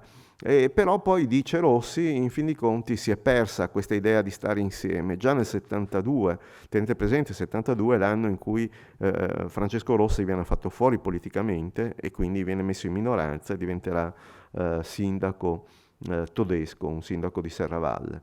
Questo è anche un periodo abbastanza importante nello scacchiere internazionale, perché abbiamo sì conquistato questi territori all'Italia, però questi territori devono essere in qualche modo anche difesi, quindi Vittorio Veneto comincerà ad assumere quel ruolo anche strategico di punto militare importante che lo vedrà poi fino a sede militare fino a pochi anni fa di importanti, consistenti corpi militari. Qui lo vediamo, il quartiere generale della divisione, della 17ª divisione è a Sacile, però ci sono a Serravalle ci sono i bersaglieri, mentre a Ceneda ci sono i cavalleggeri. Subito dislocati. Queste sono le prime cose, quindi è pianificazione militare questa che si sovrappone alla pianificazione territoriale. Da questo punto di vista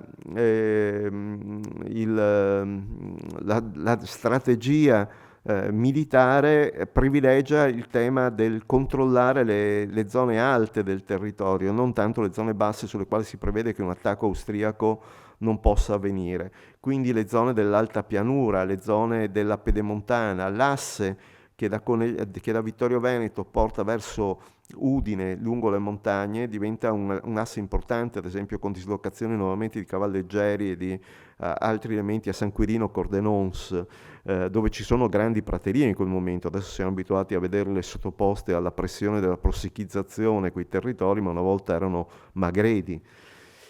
Nel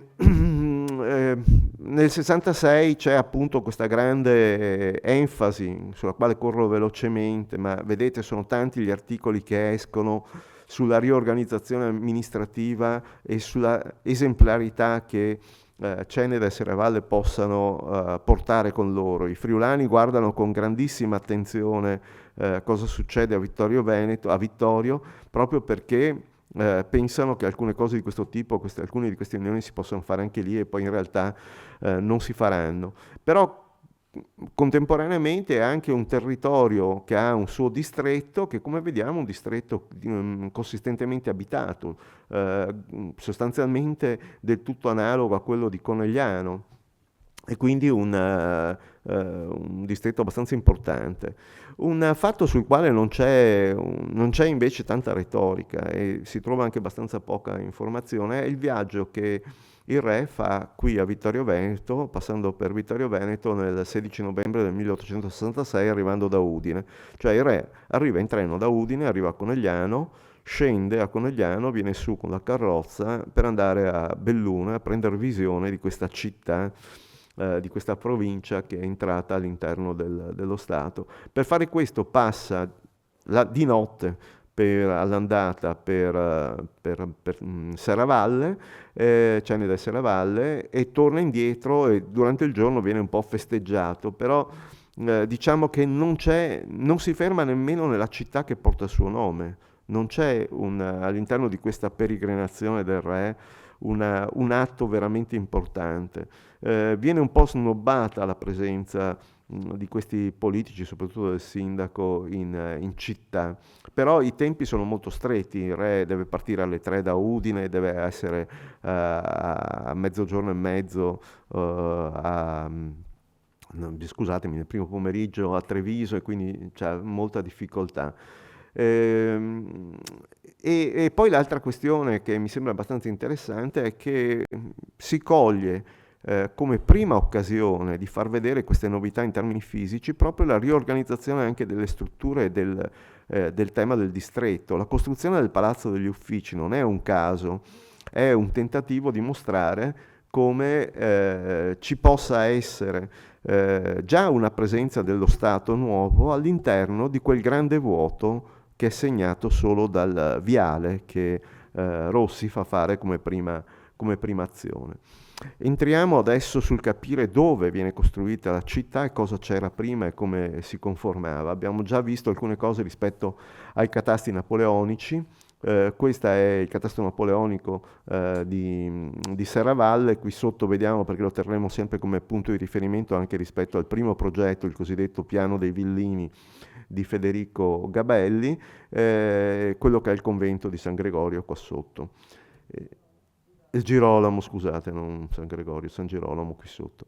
Eccolo qui, lo vediamo, qui vediamo il corso d'acqua che parte, la pieve in questa posizione con questo andamento della strada molto diverso da quello che c'è adesso. E invece terremo presente cosa succede a a Ceneda, in questo punto del territorio di Ceneda, della mappa del 1808, che è segnato solo da una casa, che poi vedremo in realtà è un'osteria, che funziona come un albergo, e qui vedremo invece l'ambito di abitato di Salsa. In questo territorio, forse l'elemento più importante in questo territorio vuoto è il rapporto tra appunto l'osteria e il monastero, il molino, scusate. La cartera dei Mori si chiama questo opificio, lo vediamo qui nell'estratto del 1811, eccolo qui, e lo vediamo nel catasto del napoleonico, austriaco, dove vediamo già due segni che invece sono assolutamente moderni, il vialone post 1866 e l'arrivo della ferrovia negli anni 80 sopra l'osteria, questa è l'osteria, dove adesso c'è Hotel Le Terme, per capirci, e questa è la chiesetta sopra le zone delle fonti. La località si chiamava Torreselle. Ecco qui la cartera di Mori, che era la famiglia. I Mori erano una famiglia abbastanza importante e avevano appunto questi opifici. Questi sono gli estratti dai sommarioni che ce li raccontano. Questo invece è questo cortile, questo spazio nelle Torreselle di questa struttura che faceva anche da albergo, e la conoscete per essere stato l'albergo Cavallino in pratica. Ecco la chiesetta sopra, il Monte Altare dall'altra parte. Questa era chiamata appunto osteria come destinazione, un'osteria d'affitto, ed era proprietà invece degli Artico, dei PC. L'idea dello stradone è un'idea tipica della metà dell'Ottocento, un'idea che nell'Ottocento diventa famosissima sia in ambito extraurbano che in termini di ristrutturazione. Pensate che tutta la ristrutturazione di Parigi, fatta da Haussmann, è appunto centrata sulla costruzione di grandi assi alberati. E se volete, la strada nuova che viene pensata qui è del tutto analoga a qualsiasi boulevard francese di quel periodo, cioè un grande spazio che doveva essere pensato per marciapiedi sui fianchi, non erano dei controviali quelli che vediamo adesso, vengono pensati da Francesco Rossi proprio per uno spazio, come spazio per il passeggio, per mettere fuori i tavolini, e da un punto di vista tipologico la sola differenza che c'è rispetto ai boulevard normali è la scelta di avere un portico, di pensare anche a delle strutture porticate, per cui il Palazzo degli Uffici riprenderà quello che è considerato il proto-boulevard parigino, che è Rue de Rivoli, e lo vediamo con questo portico e queste case ripetitive molto omogenee. Probabilmente in primo momento l'elemento pensato da Francesco Rossi era di questo tipo, e anche i suggerimenti che vengono dati a Demin per il progetto. Però dobbiamo tenere presente che Demin e Rossi probabilmente non conoscevano tanto, se non letterariamente, i casi dei boulevard parigini, quando invece conoscevano molto bene tutti i viali di ampliamento di Torino, dell'urbanistica torinese dell'Ottocento, e quindi si riferiscono appunto a questi sistemi porticati che danno sui boulevard urbani con alte densità, con edifici relativamente alti. E anche il progetto di Demin in questo momento, l'unico finanziato, perché è l'unico sul quale ha degli interessi in quel momento lo Stato, quindi il Comune si impegna a fare la strada e a piantare gli alberi, lo Stato fa un unico edificio che sono gli uffici, che hanno un significato da un punto di vista distrettuale, che quindi caratterizzano il territorio da questo punto di vista, e Demin lo fa tenendo un edificio che abbia un portamento, come si può dire, nobile rispetto alla strada, dilatando lo spazio lasciato al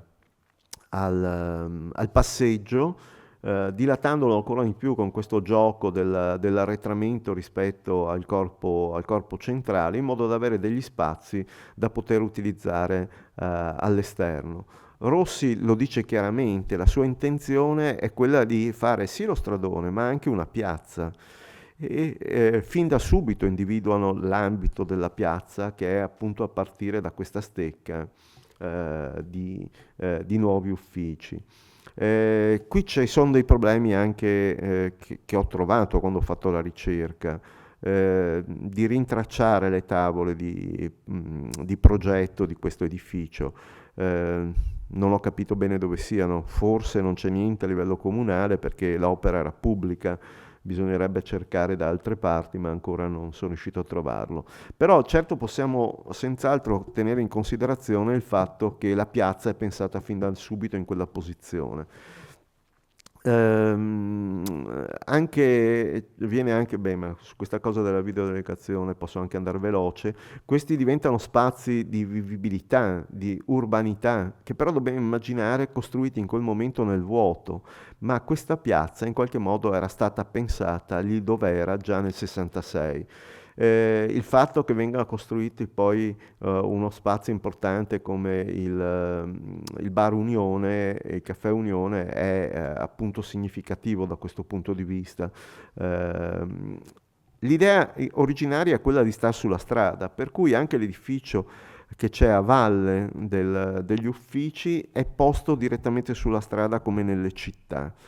È solo a partire dagli anni '80 che si comincia invece a invertire completamente questo principio, con il progetto, con il piano che vedremo di Federico Gabelli, e quindi pensare che gli edifici si staccano dalla strada e hanno di fronte i giardini.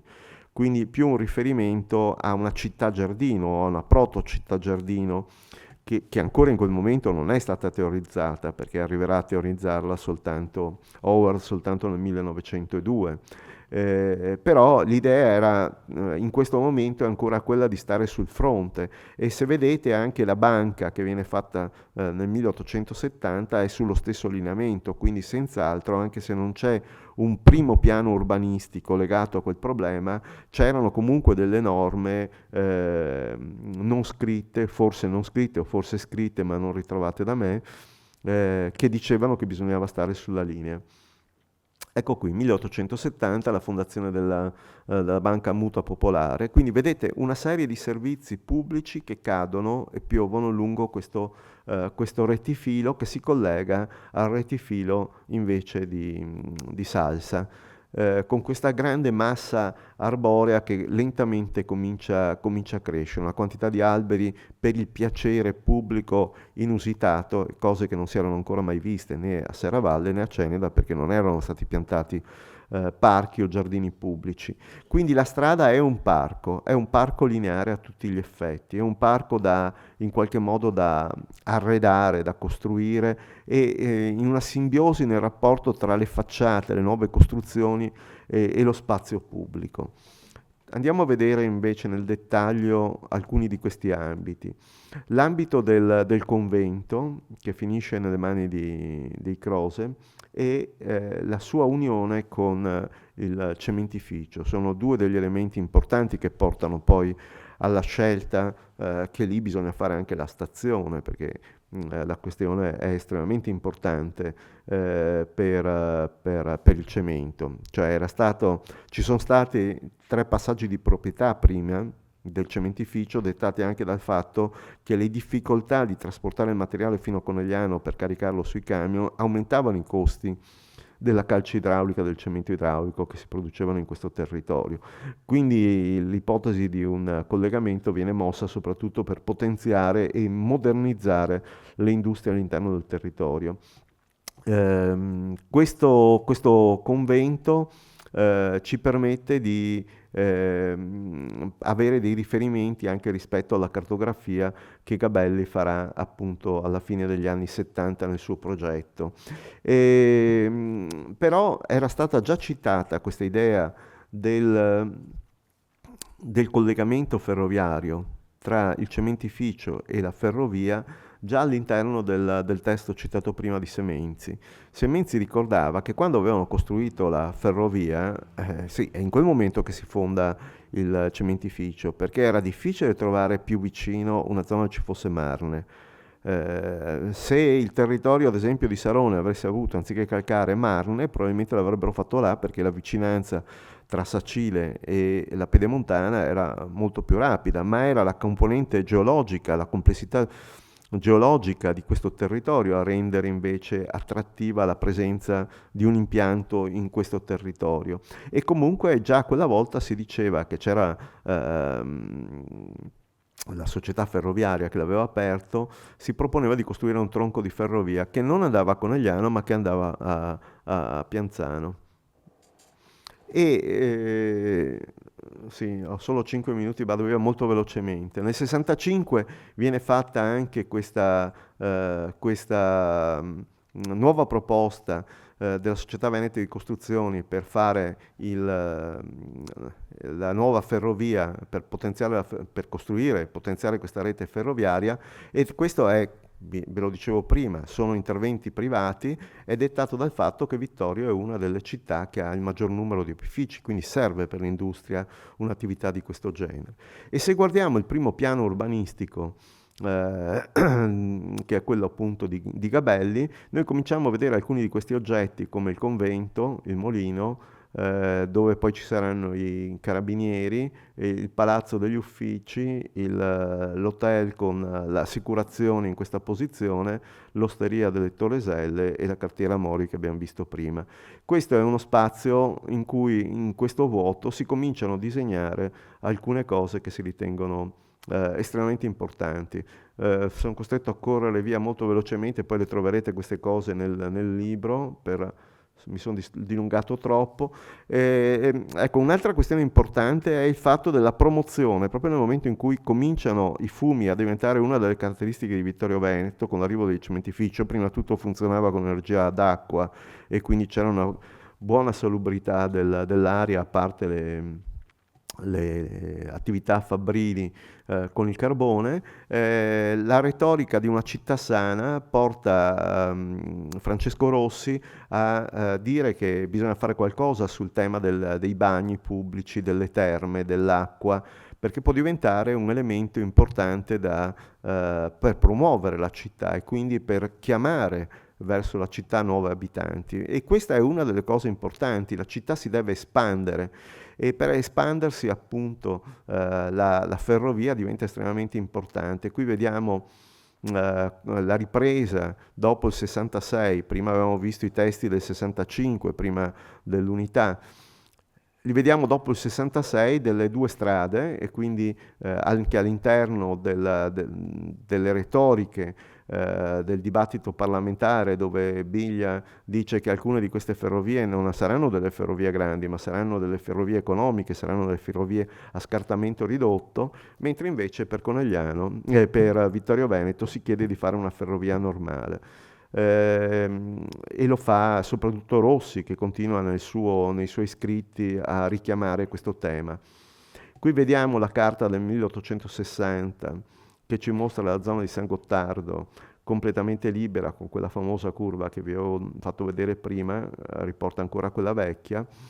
Però succede una cosa importante in questo momento: c'è lo stradone, ormai si è finito il palazzo degli uffici, però Francesco Rossi non ha la maggioranza, cade, e il nuovo sindaco Todesco è veramente molto disattento al tema della ferrovia, non la ritiene come molto molto importante, seppure tratti con la Società Veneta per Imprese e Costruzioni Pubbliche e con la Società Industriale di Roma. In modo particolare Giacomo Castelnuovo, che viene eletto nel 1870 qui a Vittorio Veneto come deputato, è un medico ligure lui, in realtà fa il possibile perché la ferrovia di Vittorio Veneto e del Cadore entri all'interno di una sorta di programma in cui il governo metterà dei soldi, perché altrimenti le società, che siano la Società Veneto che sia quella industriale romana, non riescono ad avere le garanzie per poter fare il lavoro vero e proprio. Lì scoppia anche una profonda diatriba all'interno del Consiglio Comunale, perché ci sarà una parte consistente dei consiglieri di Ceneda che non vuole che la ferrovia vada su per Belluno, avrebbe preferito, come era prevista originariamente, che la ferrovia si fermasse all'altezza di Ceneda e quindi alla barriera di San Filippo, e si oppongono a questi, in modo particolare Francesco De Poli, che poi diventerà anche sindaco di Vittorio Veneto, dirà anche questa cattiveria, dicendo che la posizione anche della stazione di Vittorio Veneto è nel posto sbagliato. C'è tutto un dibattito molto importante sulle ferrovie di questo momento, però quello che ci interessa di più per noi è il fatto di vedere come in questo momento si inserisca Federico Gabelli, e Federico Gabelli riesca in qualche modo a costruire un progetto, che non era un'operazione così facile, che viene presentato nel 77 in Consiglio Comunale qui a Vittorio Veneto, e questa ferrovia deve essere, appunto, secondo Gabelli, lui si oppone alle ferrovie a scartamento ridotto, deve essere una ferrovia che va fino a Dobbiaco, che collega Venezia con l'Austria, e che quindi deve avere uno scartamento del tutto normale. Corro via veloce su queste immagini. Qui vedete qual era in quel momento, da questo libro, la rete ferroviaria. Vedete in rosso quelle che erano in costruzione. Ad esempio si stava cominciando a discutere della costruzione della ferrovia Pontebana da Carnia in su, in pratica, fino a Pontebba, e ancora non si vedono segni per quella per Belluno. Nel 77 viene stipulato il contratto con la Società Veneta per Imprese e Costruzioni, si fa la convenzione per costruire la ferrovia, e la congiunzione con Belluno è uno degli elementi scatenanti che fa permettere di avere i soldi dallo Stato, altrimenti per un collegamento a cul-de-sac con Vittorio Veneto non sarebbe stato possibile, anche se in un primo momento ovviamente non viene finanziata la parte superiore che porta alla congiunzione con Belluno, e come vedete Federico Gabelli, invece, che è diventato nel frattempo deputato, la chiede a gran voce questa. E dice chiaramente che ci sono cospiratori che dicono che non è possibile per passare con una ferrovia, costa troppo passare con una ferrovia per il Fadalto, ma lui invece è assolutamente convinto, lui che ne ha costruite anche in Liguria, dove le questioni morfologiche sono molto più complesse. Salto questa parte per venire al piano, e chiudo con questo tema del piano. Il piano dei Villini è dello stesso anno, 1877. Riusciamo a collocare prima di tutto quello che è il terreno acquisito, il che vuol dire che è un acquisto questo di terreno che permetterà al comune di vendere lotti sia per costruire villini, che sono questi che vengono fatti in questa posizione, che per costruire edifici pubblici. In questo modo qui c'è la piazza, per capirci, questo è il Palazzo degli Uffici, e qui sull'angolo c'era il Caffè Unione, nome simbolico. Qui c'è la ferrovia che non viene disegnata perché fa parte del disegno invece dell'infrastruttura ferroviaria. Appunto nel dicembre del 1877 iniziano a discutere sulle opere pubbliche della costruzione della stazione e della linea, ma nel piano vediamo quali sono gli elementi importanti. Prima di tutto l'acquisizione di un'ampia area lungo il Meschio, che viene pensata come un'ampia area da dedicare all'industria. Quindi ancora c'è il pensiero che l'industria si muove più che col carbone, che potrebbe arrivare in questo caso, che deve alimentare il cementificio, ma può alimentare anche altre aziende che possano invece essere alimentate ad acqua da un punto di vista industriale. Quindi riprendendo un po' i modelli di questo sistema continuo di opifici lungo l'acqua. Dall'altra parte invece qui vediamo con il verde scuro le parti pubbliche e le parti di espansione della città, e vediamo i villini disegnati come delle situazioni ipotetiche, vedete, con lotti un po' più grandi, lotti un po' più piccoli sugli angoli, e poi soprattutto assi stradali nuovi che finiscono all'interno dei terreni privati, quindi lasciando la possibilità al privato di urbanizzare e costruire nuovamente strade e case. Quindi sostanzialmente questo asse che finisce sulla piazza dovrebbe essere, secondo il progetto, in questo caso fatto nuovamente con Francesco Rossi, che viene rieletto per il secondo mandato, fatto da Gabelli, ha il senso di espandersi, di espansione, di la costruzione di una maglia che è un po' indecisa sulla parte centrale pubblica, ma sappiamo che in realtà gli accordi già c'erano. L'idea che cambia completamente è quella di non costruire più sulla strada, a filo stradale, ma di allontanarsi da queste e quindi costruire questo paesaggio di giardini che caratterizzerà sempre questo ambiente. E l'idea è di costruire un giardino fin da subito, anche se questo disegno è della fine in realtà dell'Ottocento, anche una piazza alberata. La piazza, questo è il municipio per capirci, questo è il Palazzo degli Uffici con il Caffè Unione, doveva essere anche quella un giardino che si collegava al giardino della stazione e qui c'è quindi tutto il tema della progettazione dell'arte dei giardini del periodo romantico. Così, e lo vediamo ancora adesso nell'impianto romantico del giardino della stazione. Quindi doveva essere un collegamento che però verrà fatto solo molto molto più tardi da questo punto di vista con il giardino della stazione. Corro velocemente perché ho già esaurito tutto il tempo, anzi sto sforando, e qui vengono portati tutti i servizi anche pubblici alla scala comunale. Questo è molto interessante da questo punto di vista, e si scopre che la linea ferroviaria già dal 1882 comincia ad avere degli esiti estremamente importanti, cioè effettivamente la società che investe, perché tutti quanti questi, sia il municipio che i due palazzi a fianco vengono costruiti direttamente dalla società che fa la ferrovia, siamo come negli Stati Uniti, no? È la ferrovia che costruisce la città, vengono affittati poi dal comune e poi ceduti successivamente al comune, ma in questi spazi ci devono finire i servizi e l'efficacia dell'operazione economica si vede perché gli esiti sono interessanti, cioè pur essendo una linea di pochissimi chilometri, 14, ha una componente molto forte di resa anche rispetto alla linea Vicenza-Schio, che è un'altra linea industriale ma molto più lunga, che serve molti più paesi, e vedete i rapporti sono più o meno simili, perché anche a Schio ci sono tutte le imprese laniere importanti che fanno capo a quello, e si guadagna molto di più dall'industria, quindi dalle merci di piccola e grande velocità, rispetto ai viaggiatori che invece dove i valori sono molto molto più risicati.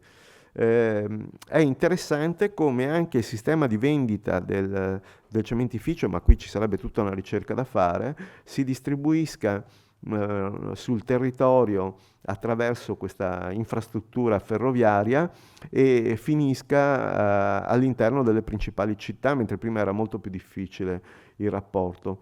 Qui vediamo la ferrovia ferma ai depositi negli anni alla fine dell'Ottocento, ai depositi manca ancora la parte che va verso il Fadalto, vediamo lo stradone e gli esiti lentissimi del riempimento dei lotti voluti e disegnati da Gabelli. Qui invece vediamo l'elemento del centro con il gioco del giardino della stazione, il giardino della ferrovia, la mancanza del giardino dalla parte dell'altro, invece abbiamo il Palazzo degli Uffici e la banca da questa parte, e lo vediamo proprio in relazione a quella che era il limite del vecchio confine di Serravalle con Ceneda. Qui, per capirci, c'è l'Hotel Terme e c'era l'Osteria del Torreselle e il Cavallino. Basta, chiedo scusa per essere stato così lungo, speravo di essere più veloce, ma... Grazie, ringraziamo l'architetto Mazzucchetti e adesso è prevista una pausa di 10 minuti circa. Allora ci rivediamo tra 10 minuti.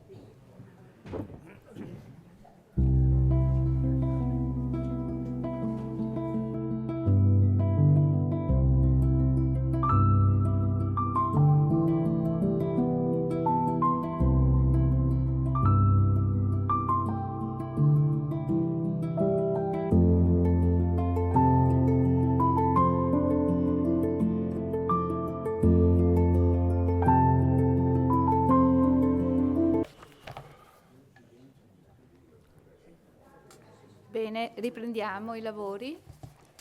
Il dottor Zagonel Giampaolo, laureato in Economia e Commercio, già amministratore delegato di aziende industriali, ha sempre accompagnato la sua attività professionale con la bibliografia e gli studi letterari. Oltre a scritti e conferenze varie, ha curato e pubblicato una decina di volumi presso l'editore De Bastiani. Oggi ci parlerà delle testimonianze e scritti di circostanza. Sono delle brevi testimonianze e scritti, poesie soprattutto, di cittadini vittoriesi o dei dintorni nel momento in cui si è formata o stava per formarsi la città di Vittorio con l'unione dei due comuni. Faccio una premessa che però avete già sentito prima, perché l'intenzione di Ceneda e Serravalle di riunirsi in una sola città parte da lontano, come abbiamo sentito. Ma già negli anni 1768-70, dopo la cessazione del potere temporale dei vescovi sulla contea di Ceneda, si tentò di fare l'unione dei due comuni. Invece di avere due podestà, di riunire sotto la Repubblica Veneta un unico podestà nei due comuni, ma non fu possibile. Poi nel 1825 sostò a Ceneda l'imperatore Francesco I d'Austria e una delegazione di rappresentanti delle due comunità di Ceneda e Serravalle prospettò all'imperatore l'unificazione dei due centri, ma egli rispose negativamente. Quando il governo austriaco nel 1837 conferisce contemporaneamente a Ceneda e Serravalle il titolo di città, l'aspirazione all'unione della popolazione si fa più concreta. L'anno successivo il comune di Ceneda comincia a costruire la strada che doveva unirla a Serravalle e i lavori continueranno fino all'odierna Piazza del Popolo. Serravalle comincerà a realizzare il tratto di sua competenza soltanto nel 1942, con la demolizione della chiesa del convento di San Girolamo, per ottenere un percorso rettilineo, da unirsi al tratto cenedese, che fu terminato solo nel 1965, il tratto di Serravalle, un anno prima dell'annessione d'Italia. Il tratto così riunito, un lungo rettilineo in un'area rurale essenzialmente, senza insediamenti, prenderà il nome di Viale della Concordia, ribattezzato poi Viale della Vittoria. Appena si seppe della possibilità di riunire la strada Ceneda e Serravalle con la strada, Giovanni dal Colle, un funzionario dell'impero austriaco nativo di Miane, che era allora che era stato ufficiale del registro di Ceneda nel 1809 e poi nel 1818 cancelliere del censo sempre a Ceneda e nel 28 trasferito alla sede di Spilimbergo con la stessa funzione. Appena saputo questo, scrisse 2 sonetti che, seppur dettati da un funzionario soggetto al governo austriaco e quindi obbligato a porgere omaggio al defunto imperatore Francesco I, comunque coglie l'auspicio che la nuova strada che dovrà congiungere le due città avvicini sempre più i due centri e le rispettive popolazioni, dimenticando le divisioni del passato. I sonetti, non ve li leggo, li trovate dopo, hanno come titolo «Nella circostanza auspicatissima che si abbellisce con viali e si rettilinea la imperiale strada regia di Lamagna fra le città di Ceneda e Serravalle». Sonetti ai sempre cari e amati cenedesi e serravallesi Giovanni dal Colle. E questa è una testimonianza di volere l'unità delle due cittadine ancora prima sotto l'Austria. Quindi questa aspirazione c'era già in tutti gli intellettuali e nella classe dirigente dei due comuni, delle due cittadine. Un'altra testimonianza molto importante è quella di Luigi Alessandro Paravicini, che è l'autore di quel famoso Giannetto, che è quel libro che nell'Ottocento era il più usato in tutte le scuole elementari, scritto nel 1837 e che è arrivato fino al 1800 con centinaia di edizioni un libro per le elementari, che però questo Alessandro Paravicini, che era milanese, dopo aver abitato anche a Venezia, ha preso una casa a Serravalle e risiedeva d'estate a Serravalle e era in consiglio comunale di Serravalle. E scrive proprio il 24 agosto del 66 una lettera a un amico, Francesco Prudenzano, un professore nato a Manduria, a Taranto, ma che in quell'epoca si trovava a Napoli. Chiarissimo signore, scrive Serravalle, tra parentesi, da mutarsi per regio decreto in Vittorio il D 24 agosto del 66. La guerra vicina, le distruzioni di case, mezzi, ponti e strade e il pensiero di essere o non essere italiani, che era a noi grave, quanto ad Amleto, mi avevano prostrato l'animo e non aveva più niente per gli studi. All'ansia è succeduta la calma dell'armistizio e ora desideriamo la pace quanto prima bramavamo la guerra. Abbiamo armi italiane e per commissario del re un illustre napolitano, che naturalmente era d'Afflitto, che lui lo chiama napolitano, in realtà era nato in provincia di Avellino. Un illustre napolitano che già amiamo perché ci ama e ci vuole saviamente liberi. E ieri alla grida di Viva l'Italia, Viva il Re, abbiamo votato nel Consiglio Municipale la formazione di una nuova città di 15.000 abitanti, componendola con 2 vaghe cittadine di Serravalle e Ceneda, distanti un mezzo miglio l'una dall'altra. Alla nuova città abbiamo posto il nome di Vittorio, in memoria dell'Augusto Liberatore e ad esempio dei nostri antenati, che in onore di Alessandro III nominarono Alessandria la nuova città della Lega Lombarda. Lui era un lombardo, quindi ha fatto questa citazione. Onde la plebe menar baldoria e canti e suoni e in composte grida che mi hanno intronato. Lui aveva già più di 60 anni. Oggi tutto è tranquillo e io le scrivo dal mio studiolo silenzioso e allegrato dalla verdura degli orti suburbani. Lui abitava a Serravalle, quello che vicino alle scalinate di Sant'Augusta, nel palazzo che oggi si chiama Piazzoni Paravicini. Paravicini e Piazzoni era suo quel palazzo che quando è morto lo ha lasciato alla comunità, al nuovo comune. Quindi gli orti suburbani sono nel retro di questi, ci sono ancora anche oggi questi orti. Poi un'altra testimonianza proviene dal giornale La Provincia, che era un quotidiano nato il 16 agosto a Treviso, con uscita 6 giorni alla settimana, sotto la direzione di Francesco Zambaldi, e riceve una lettera da Ceneda 24 agosto 1866, firmata Un cittadino. Ieri nelle nostre aule municipali di Ceneda e Serravalle, in piena adunanza consigliare, clamavasi con segni non dubbi del più vivo entusiasmo il voto di fondere in una le 2 città, cui breve spazio separa.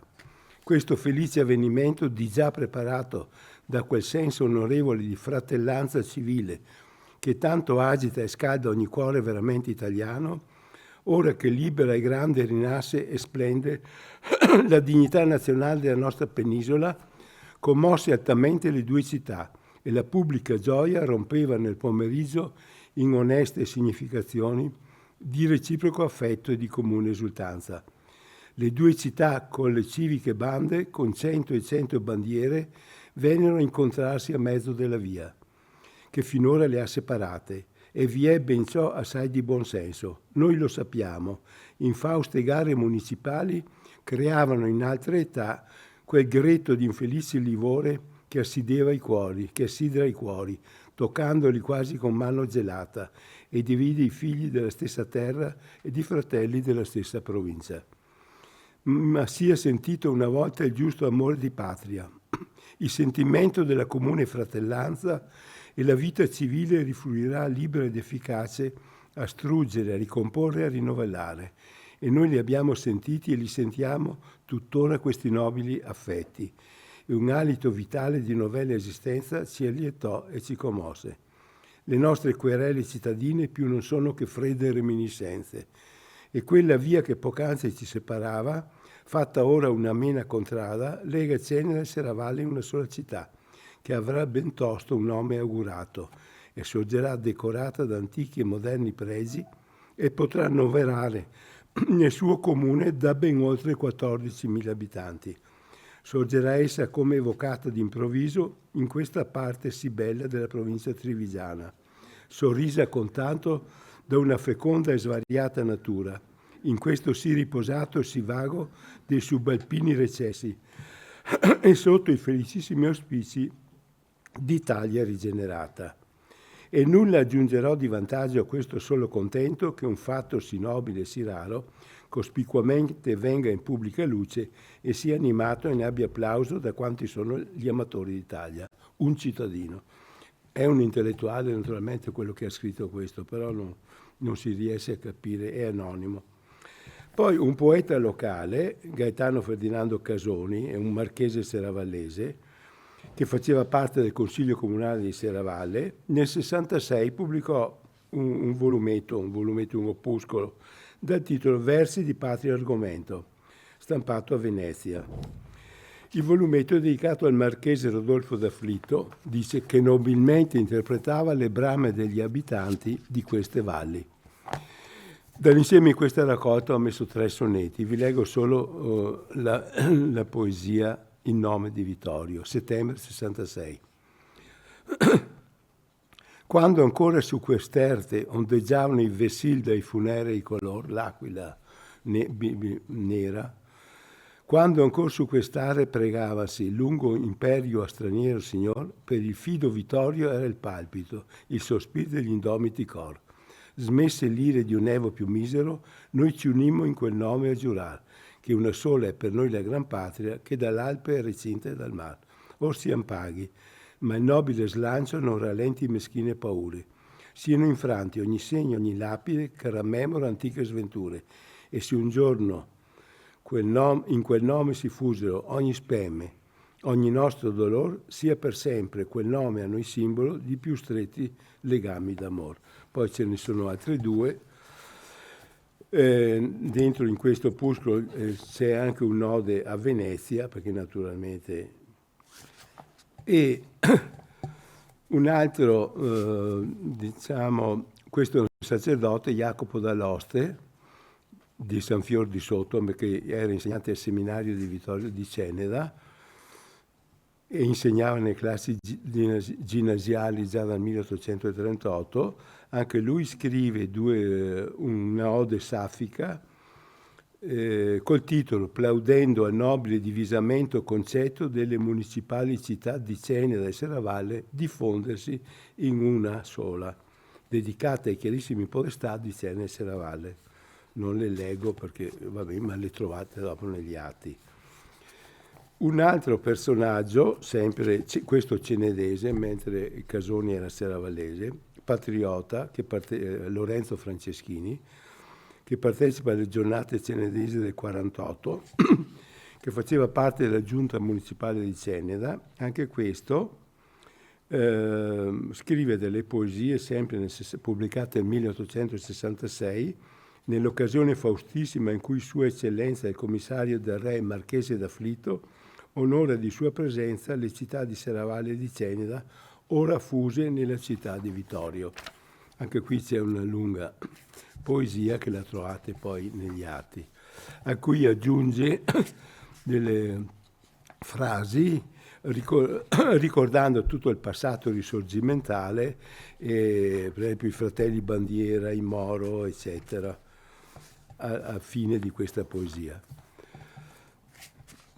Lui conclude anche lui nell'occasione con un sonetto, nell'occasione faustissima in cui la Venezia col mezzo del plebiscito va ad unirsi al Regno d'Italia, è intitolata a Vincenzo Filicaia, che era un poeta fiorentino del Seicento, che era considerato un maestro di lirica civile e patriottica. Un altro personaggio, questo autorevolissimo, Jacopo Bernardi, che era di Follina, il quale però ha dovuto lasciare il Veneto nel 1848-49 perché altrimenti avrebbe fatto forse una brutta fine, perché era insieme a Manin e a Niccolò Tommaseo e Daniele Manin a Venezia nel 1948, e si era rifugiato in Piemonte, era segretario del vescovo di Pinerolo, anche lui nell'occasione dell'unione del Veneto all'Italia scrive una canzone a Sua Maestà Vittorio Emanuele II, Re d'Italia, il dì memorando del suo trionfale ingresso a Venezia il 7 novembre 1866, ricordando il suo, non tanto Vittorio, ma il Veneto e anche la sua terra un po' d'origine. Poi, insieme a Bernardi,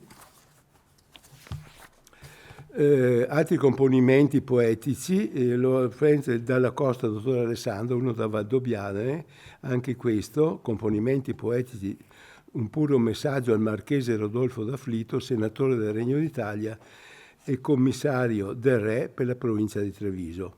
A Sua Eccellenza il marchese Rodolfo d'Afflitto, senatore del Regno e commissario del Re. Del magnanimo Re nobil messaggio, ospite illustre, che primier venisti a torsi i ferri di crudel selvaggio, a tramutare in lieti i giorni tristi, benigno accogli il nostro puro omaggio, i nostri evviva all'esultanza misti, benché in povere forme e umili aspetto, t'offriamo un cuore di gagliardo affetto. O patria mia, di questo dì solenne, cotanto atteso con sospiri ardenti, scenderà della fama sulle penne la memoria nei tuoi tardi parenti, e sculto in marmo leggeran, cui venne a proclamar tra le commosse genti di libertà, di indipendenza e diritto, Nunzio Regale, il senatore d'Afflitto. Poi anche un sonetto sul plebiscito dei Veneti. Ma il ricordo dell'unione di Ceneda e Serravalle in un'unica città non si fermò all'anno in cui prese il nome di Vittorio, ma continuò durante l'Ottocento, poi nel Novecento, fin quasi ai nostri giorni. È memorabile una poesia di Cesare Ugo Posocco, scritta nel 1889 alla città di Vittorio, in cui ricorda Ceneda con Lorenzo da Ponte, Serravalle con Marcantonio Flaminio, anche questa va un po' negli atti, e ancora un soldato italiano sbandato dopo Caporetto, Gaetano Buonocore Morale, che era stato fatto prigioniero e fugge dal campo di prigionia di Belluno, poi salvato tramite una carta di identità falsa, autenticata dal comando di Tapa Vittorio, con il nome di Augusto Costanzo, di professione insegnante, che gli consente quindi di istruire i ragazzi a scuola. Questo in un volume del 1956 vi inserì la poesia Vittorio Veneto. Poi che Venezia giacque e il Bucintoro nelle verdi acque dell'Adriaco mare disparì, giustizia e libertà scossero il gioco, travolgendo il tiranno. Corse e riecheggiò di valle in valle limpido grido unità d'Italia, che la storia raccolse. Ceneda e Serravalle presero un nome, che il grande re segnò col tricolore, Vittorio, stella sempre fulgente, ove eterno è il ricordo del tuo piede guerriero, del tuo inno di gloria, fante d'Italia. Questo lo scriveva ancora negli anni 60. Poi c'è un'ultima poesia, addirittura, del 1966, in occasione del primo centenario della città di Vittorio.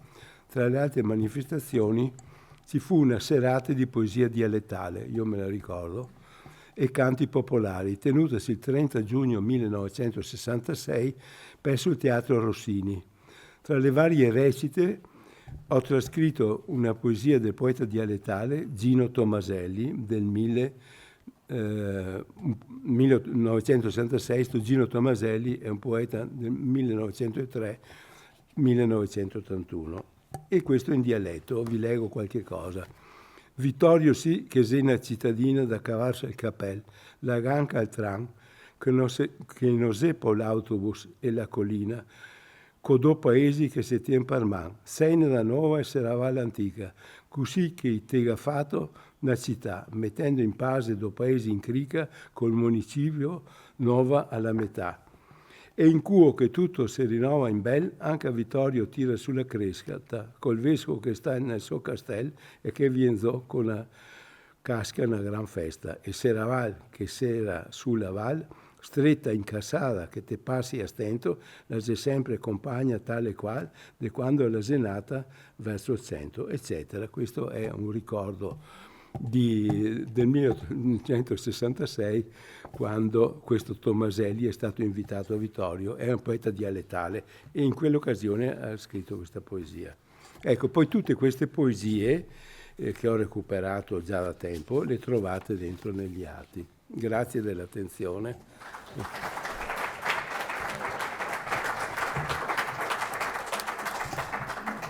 Ringraziamo il dottor Zagonel e invito il dottor Caberlotto. Caberlotto Livio, medico, dal 2013 responsabile dell'archivio storico della parrocchia di Serravalle.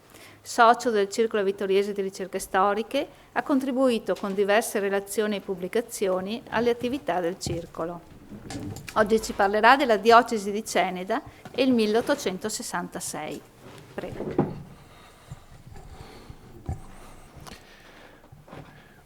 Bene, grazie dell'invito da parte del Circolo. Con questa relazione vorrei darvi alcuni spunti su come la diocesi di Ceneda ha vissuto il 1866 e chiaramente questi saranno poi sviluppati nella relazione che troverete negli atti.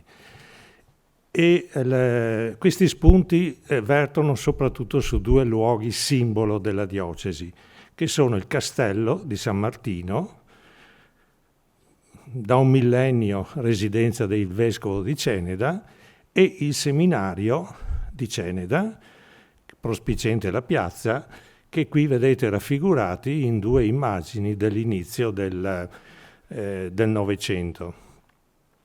Il seminario in particolare lo vedete nella ristrutturazione fatta dal vescovo Brandolini, precedente la sistemazione attuale che è stata fatta negli anni 30 dal vescovo Beccegato.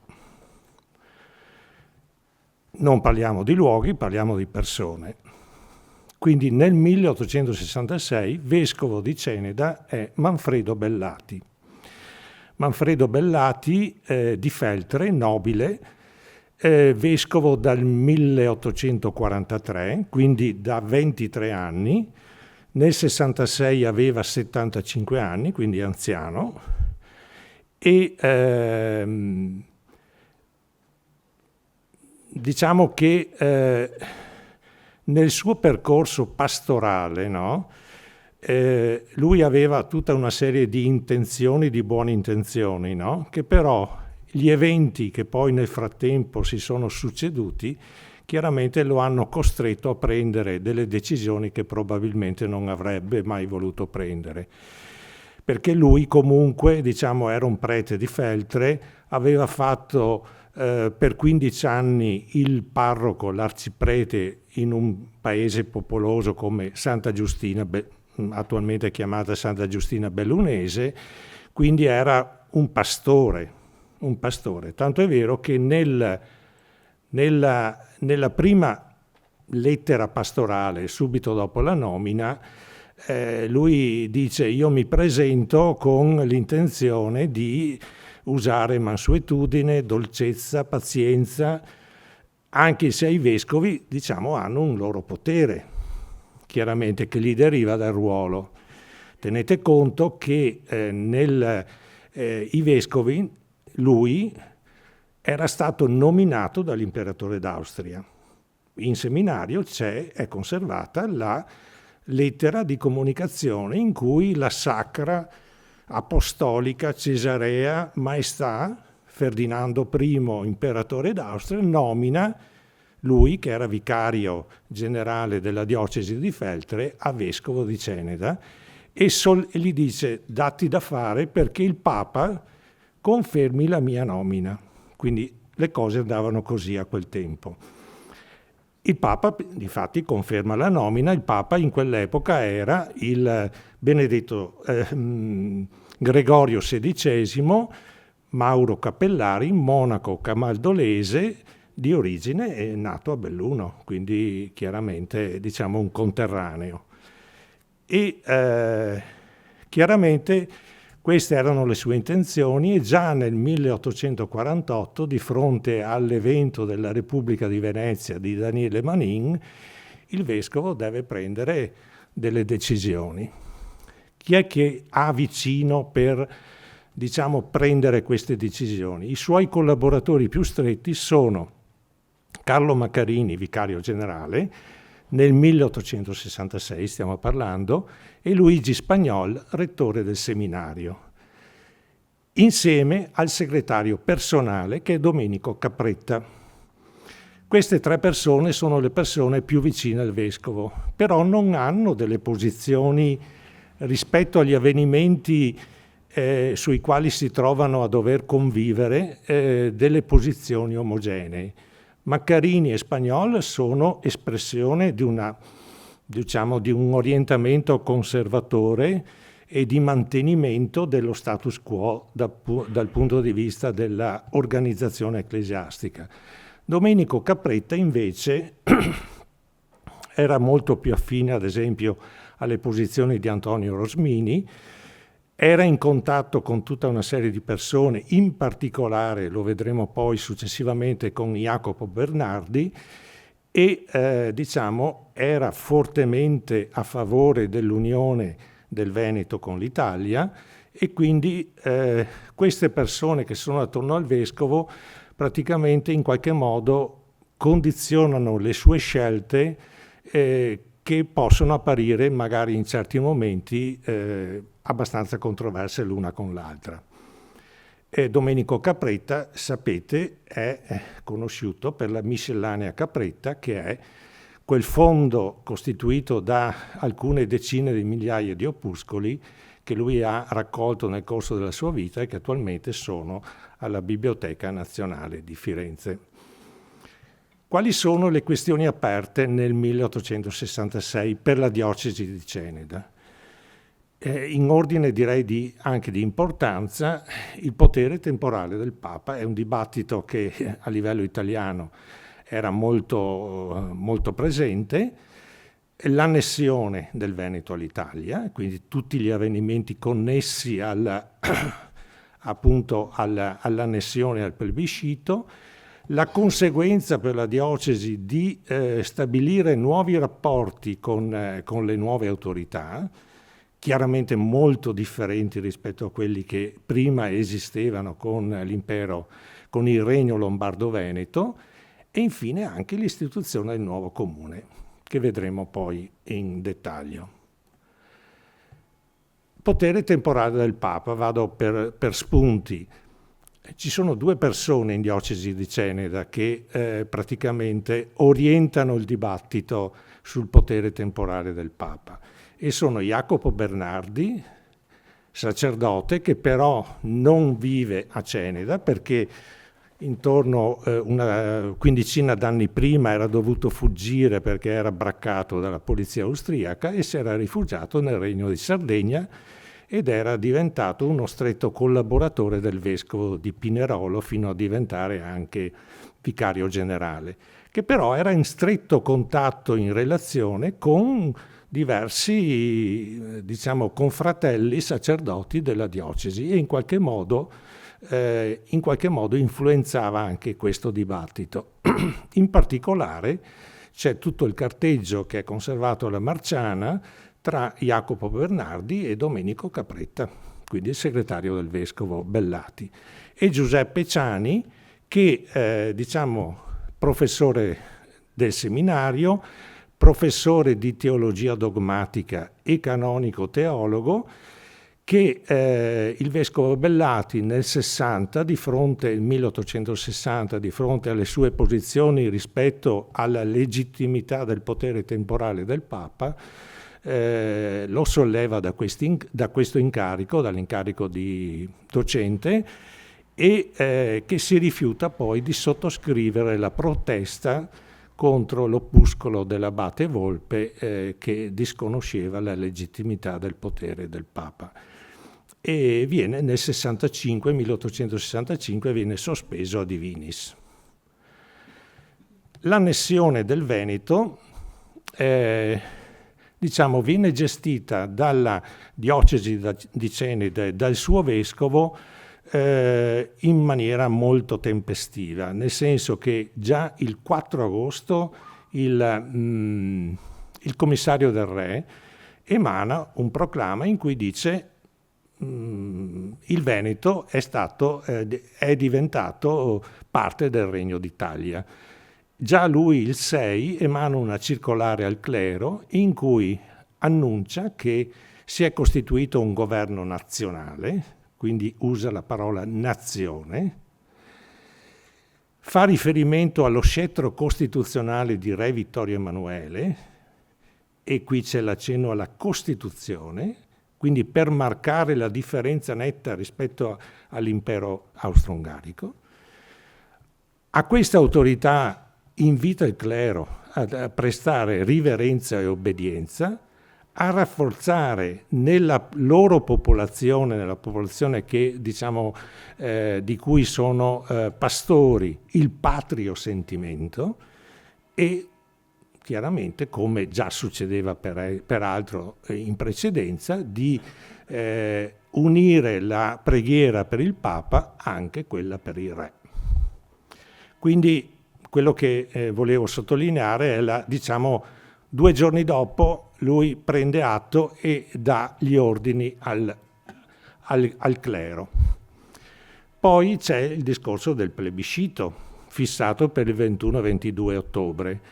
Una settimana prima emana un'altra circolare al clero in cui dice che bisogna istruire le popolazioni sul significato del plebiscito. Dice di procurare l'unanimità degli adesivi voti e di abbracciare il bene. Quindi è un invito chiaro a votare a favore del plebiscito. E dal punto di vista pratico, mentre nella città di Vittorio, Ceneda e Serravalle, in quel momento erano ancora, vengono utilizzate delle sedi, chiamiamole istituzionali, per far votare i cittadini, lui mette a disposizione, ad esempio, le canoniche di Formeniga e di Carpesica. Quindi è una partecipazione, direi, anche attiva. Nell'archivio diocesano c'è la minuta della circolare, che è un po' diversa rispetto a quello che poi è stato stampato e inviato a tutto il clero, in cui lui si esprime in maniera molto più ampia rispetto al plebiscito. Tanto è vero che poi nella versione finale, diciamo, come dire, viene un po' attenuato, come abbiamo visto, perché parla di in questi supremi avvenimenti nazionali non si può non scorgere il dito di Dio. Quindi invita il clero ad adoprarsi a tutt'uomo, cioè a testa bassa e a correre, perché tutte le popolazioni siano unanimi nel dare il proprio voto e che un'eventuale astensione sarebbe una mancanza di gratitudine a Dio. E questo credo l'ho messo perché credo che esprima in maniera molto più, diciamo, come dire, spontanea il suo pensiero. I rapporti con l'autorità civile. Il vescovo Bellati istituisce già fin da subito una relazione molto stretta con il marchese d'Afflitto, che è il commissario regio dal 28 luglio al 9 dicembre. E questo rapporto molto stretto si concretizza in tutta una serie di situazioni.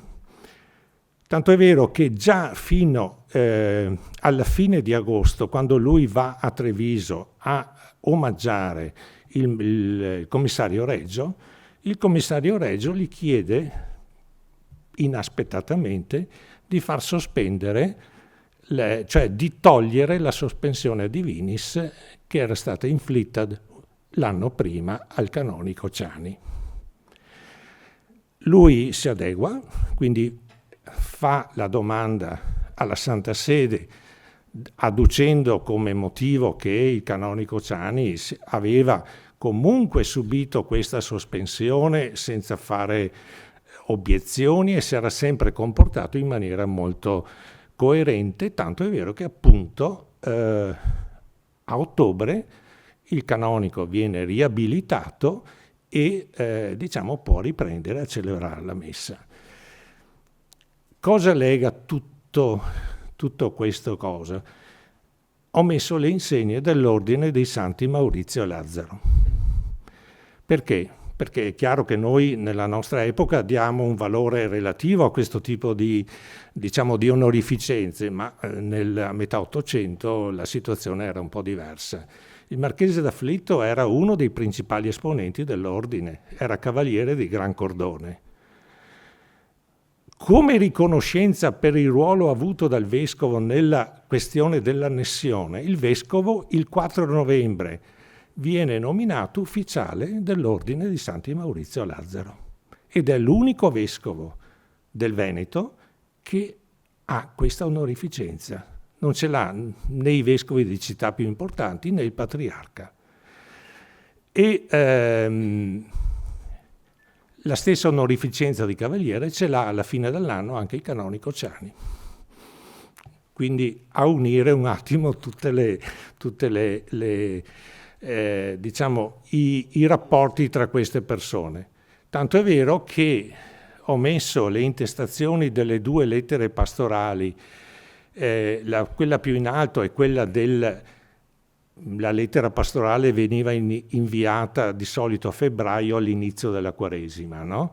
In alto c'è quella del 66 e in quella successiva, quella in basso, quella del 67, in cui il vescovo dice io sono ufficiale dell'Ordine di Santi Maurizio e Lazzaro con una specie un po' di orgoglio, insomma, ecco.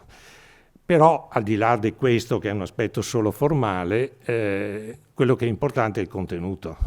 Il contenuto di questa lettera pastorale fatta all'inizio del 67, in cui dice obbedite al re, agli ordini costituiti, perché abbiano sempre amore per la Chiesa Cattolica. Ma sapete che il dibattito in quel momento sul potere temporale era molto forte. Pregate per il re, per la famiglia, affinché sia sempre glorioso, pio e sempre clemente. Cioè, sapete che il re Vittorio Emanuele era stato anche scomunicato, quindi diciamo uno non si aspetta di sentire da un vescovo queste parole, ma evidentemente il suo spirito di italianità prevaleva rispetto a, alle convenienze. E veniamo all'ultima parte, il nuovo comune di Vittorio. Qui vedete raffigurato il podestà Francesco Rossi, che era molto legato a Bellati. Perché? Perché era podestà di Ceneda, quindi della città che era sede del vescovado fin dal 1849. Quindi era un cattolico osservante, quindi c'era un legame molto stretto che si era consolidato negli anni. Subito il 28 di agosto, quindi ancora quando non era formalizzato il nuovo comune, il podestà Rossi chiede che il ginnasio di seconda classe che c'era in seminario, aperto anche ai laici, venisse trasformato in egregio istituto, perché era un fiore all'occhiello di Ceneda e comunque del territorio. E questa richiesta viene approvata dal commissario, dandogli il tempo per adeguarlo alla nuova normativa del Regno d'Italia. Si fa un accordo preliminare, intanto comunque il 66 continua la scuola, nel 67 si fa un accordo preliminare in cui viene ceduto al comune i locali del seminario, buona parte dei locali, e il comune si prende l'onere di pagare l'affitto, nomina il direttore degli studi e i docenti, di cui una parte però dovevano essere appartenenti al clero. E Questo accordo, diciamo, qual era l'obiettivo? L'obiettivo era quello di conservare in città un'istituzione prestigiosa, ma nello stesso tempo di adeguarla da religiosa, prettamente religiosa, seppur aperta agli esterni, a laica, quindi a guida laica, in modo da rispondere ai requisiti previsti dalla normativa del Regno d'Italia per i regi istituti. Questa esperienza purtroppo non va bene. E qui ho cercato di riepilogare un attimo le cause, che dipendono sia dal comune che dalla diocesi. Primis, le difficoltà economiche, perché il comune faceva difficoltà a sostenere la spesa. Tenete conto che il Regio Ginnasio, all'epoca del Regno Lombardo-Veneto, il ginnasio del seminario godeva di una sovvenzione importante da parte delle autorità statali, proprio in riconoscenza della qualità e degli studi fatti in quella sede. In questa situazione di incertezza, chiaramente il numero di alunni cala e quindi avevano fatto i conti su un certo numero di studenti che poi in realtà non è stato quello. C'era un problema di abilitazione degli studenti, dei docenti, che dovevano essere praticamente rispondere ai requisiti del Regno d'Italia. Il vescovo muore il 29 settembre 1869. Subentra prima come vicario capitolare, quindi quello che noi adesso chiameremo l'amministratore apostolico, prima il rettore del seminario spagnolo e poi Maccarini, i due collaboratori più stretti che prima vi accennavo, no? Che sono fortemente contrari a questa operazione, che era stata concordata tra il vescovo e il sindaco Francesco Rossi, chiaramente con tutte le migliori intenzioni, però loro erano contrari a questo tipo di operazione perché secondo loro avrebbe snaturato la sostanza del seminario, degli studi compiuti in seminario. La Santa Sede, che aveva dato un iniziale sostegno all'operazione anche attraverso il patriarca, che all'epoca era trevisanato, patriarca di Venezia, alla fine decide di non avvallare il progetto. C'è il ruolo di Benedetto Zenner. Questo Benedetto Zenner, anche lui sacerdote, sospeso divinis anche lui, che era fuoriuscito dopo i contrasti avuti con la diocesi, era diventato cappellano militare, era stato in Sicilia, nel 1866 ritorna in città e influenza il dibattito cittadino, perché dice è inutile che noi spendiamo soldi pubblici per educare i figli della borghesia, del ceto benestante. Vogliamo invece che i soldi pubblici vadano per gli asili, per le scuole serali, per i figli degli operai, per le donne, eccetera, no? Quindi capite che c'è, in nuce anche una serie di elementi che poi sfoceranno chiaramente nelle idee socialiste che poi a fine secolo sicuramente prenderanno piede. E poi soprattutto c'è la ricaduta locale delle due leggi, quella del 7 luglio e del 15 agosto, che di soppressione delle congregazioni e degli enti ecclesiastici e l'esproprio dei beni. Cosa succede a Vittorio? Succede che in forza di queste due leggi, soprattutto della seconda, il vescovo perde il possesso del castello di San Martino. Viene demaniato, come viene demaniato anche il convento del Gesù delle Figlie di San Giuseppe, e tanto è vero che il nuovo vescovo, che subentra dopo la morte di Bellati 2 anni dopo, nel 1871, Corradino Maria Cavriani, praticamente senza residenza, acquista a sue spese il palazzo alle pendici del castello costruito dai nobili zuliani di Ceneda nel 1701, lo acquista a proprie spese e ne fa la sua residenza. Quando lui si ritira nel 1885, perché è malato, lo vende all'avvocato triestino Prospero Ascoli, tanto è vero che in questa cartolina del 1901 voi vedete Villa Ascoli. La diocesi acquisterà il palazzo che attualmente è sede degli uffici della Curia nel 1921, appunto dagli eredi dell'avvocato Ascoli. Ma è importante quello che succede in seminario. Il 1860 è l'anno in cui praticamente la struttura scolastica del seminario ha il massimo, diciamo, nell'arco del XIX secolo, con 634 allievi, suddivisi, come vedete, tra interni, esterni, studenti di teologia, per cui si poteva completare tutto il ciclo di studi e si poteva accedere all'università.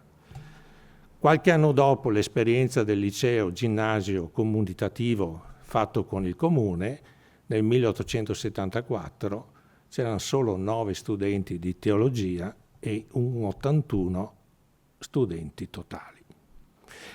Quindi gli eventi del 1866, al di là delle buone intenzioni del vescovo Bellati e di Francesco Rossi, sindaco di Vittorio, hanno avuto dal punto di vista della diocesi delle ricadute molto laceranti. E questo sicuramente è uno dei motivi per cui, se nel 1866 le due città di Ceneda e Serravalle si uniscono e diventano il comune di Vittorio, la diocesi prenderà il nome di Vittorio Veneto, quindi della città che lo ospita come sede, soltanto più di 70 anni dopo, quindi nel 1939. Cioè nel senso che dovranno passare molte, cioè questo shock di fatto dovrà essere assorbito, ci vorrà del tempo e soprattutto ci vorranno dei patti lateranensi che in qualche modo ristabiliscano nel 1929 un corretto rapporto tra Stato e Chiesa. Vi ringrazio.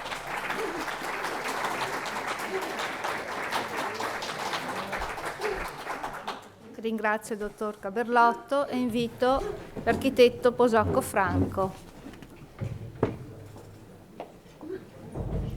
Posocco Franco, architetto, socio dell'Istituto Nazionale di Urbanistica e dell'Accademia Galileiana Patavina, incaricato di pianificazione territoriale all'Università di Padova, guardian grando della Scuola Grande di San Rocco a Venezia. Ci parlerà della Sinistra Piave, un territorio alla ricerca di una identità.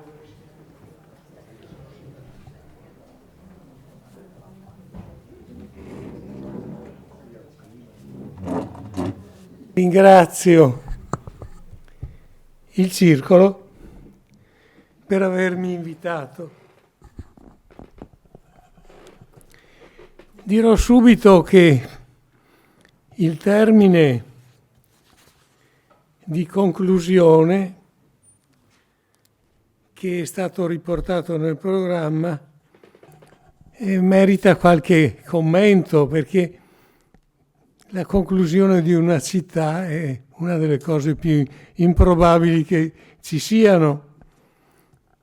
Le città cominciano, ma però nei casi fortunati come il nostro hanno una continuità che nel tempo prosegue. E quindi le mie saranno alcune considerazioni personali che mi sono venute pian piano a maturazione nel nascere in questa città intanto. Poi anche saluto Sua Eccellenza, la cosa mi mette in particolare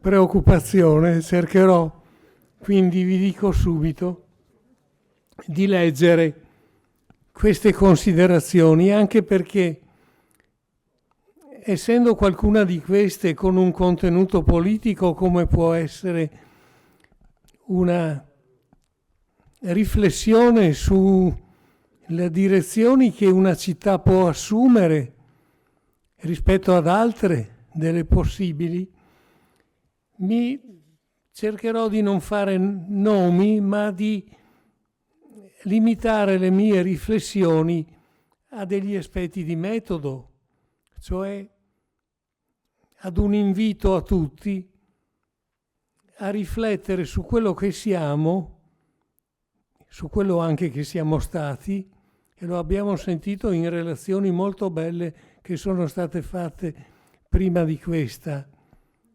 La mia sarà molto generica rispetto ad altre che invece erano molto documentate. E quindi lasciando, come dire, dei dubbi, dei motivi di riflessione, anche di contrasto rispetto a quello che dirò, cosa questa che mi onorerà in qualche modo e che mi attendo che sia vivace quanto più possibile. Ecco, devo dire che fin dai tempi antichi, come osserva Giambattista Vico, ma non è l'unico a farlo, storia e geografia sono discipline gemelle che accompagnano la società umana nella sua vicenda evolutiva. Il territorio vittoriese,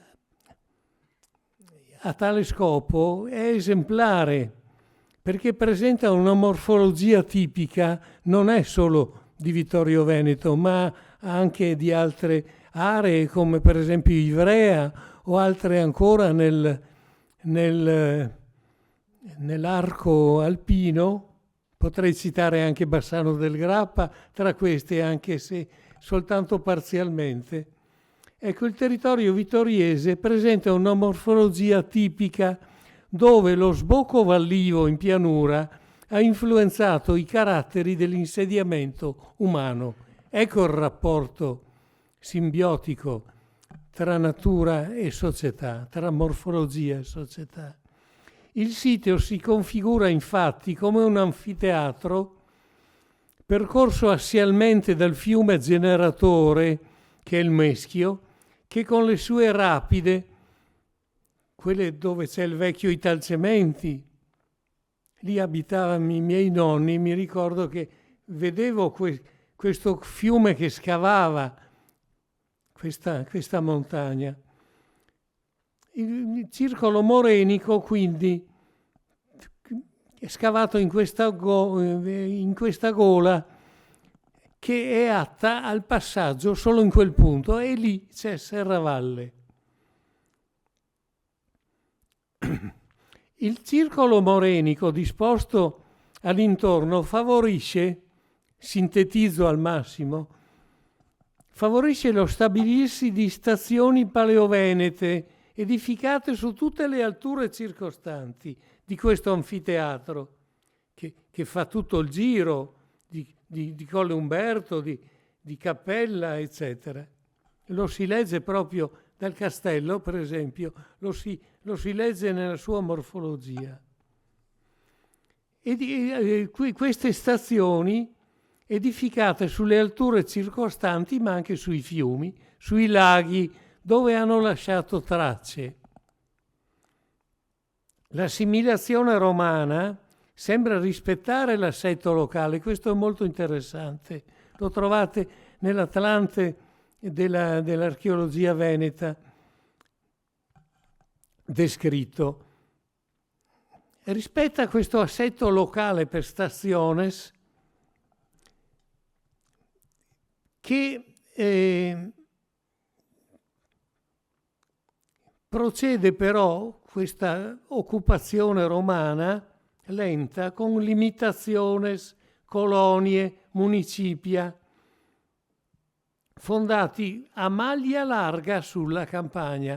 Nelle carte che ci ha mostrato Fattorell e Bacichetti si vedevano perfettamente nella parte proprio di pianura questi resti in tutta l'assetto viario del Campardo, campo arido, e della campagna sottostante San Giacomo di Veglia. Ma l'impero romano si espande, deve andare oltre le Alpi, difenderne i passi.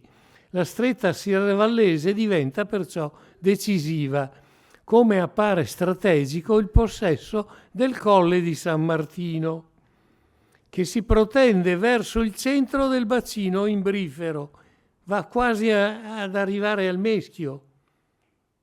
Questo colle è interessantissimo dal punto di vista della visione del circostante e del controllo, quindi. La stretta serravallese quindi è decisiva. Ai suoi piedi, sulla conoide marginale, lo si vede da quello zoccolo che c'è al ghetto ai frati, no? Vedete che dalla zona della strada principale c'è uno zoccolo, anche ai frati per esempio, perché si arriva a tangere, a toccare la conoide di Ceneda Alta. Ai suoi piedi, quindi, sulla colonna marginale si sviluppa Cenete, cioè Ceneda, che è l'antipolo della fessura di Serravalle.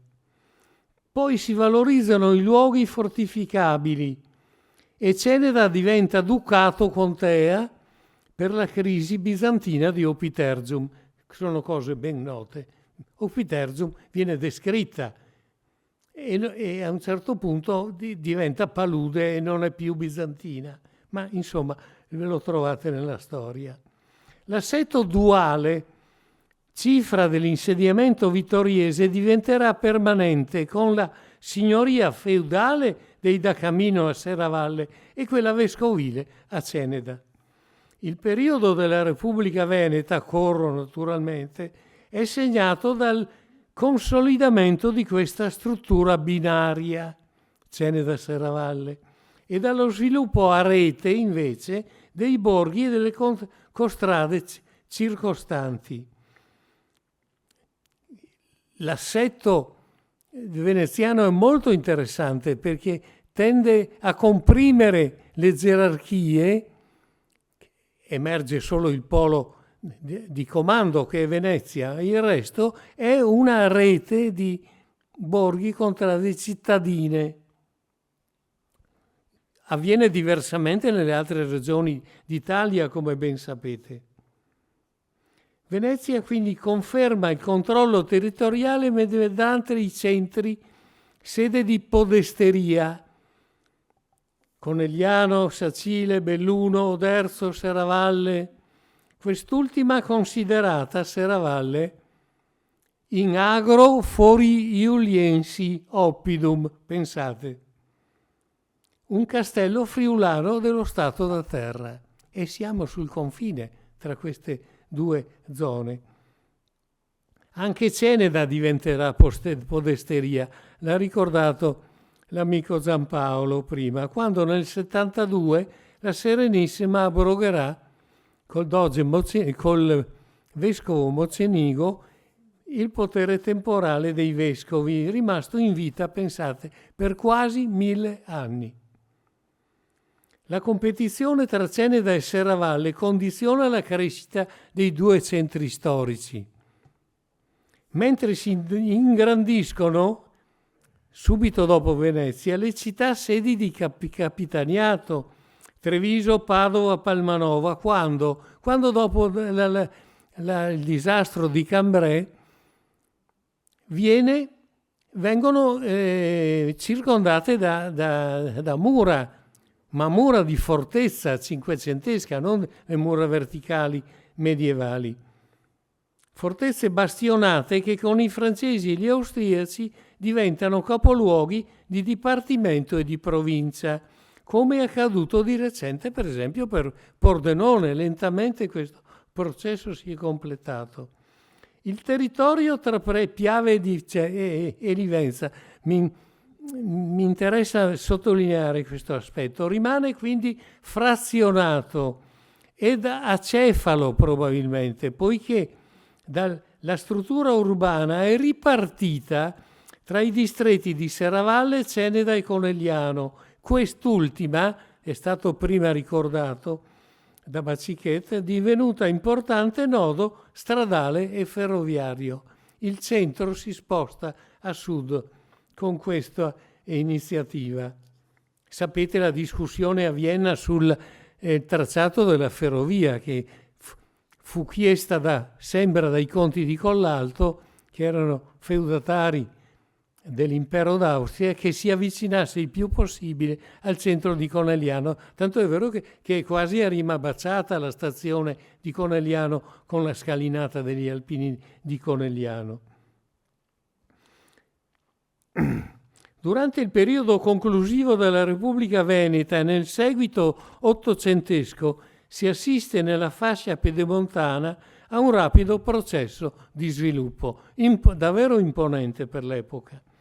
La Kriegskarte del barone Arton von Zach, che avete visto prima, che è del 1804, documento fondamentale, documenta la rete che si dispone sulle colline nell'alta pianura, mentre l'urbanesimo tende a ingrossare le città di livello maggiore e a costituire in Venezia una singolare metropoli anfibia.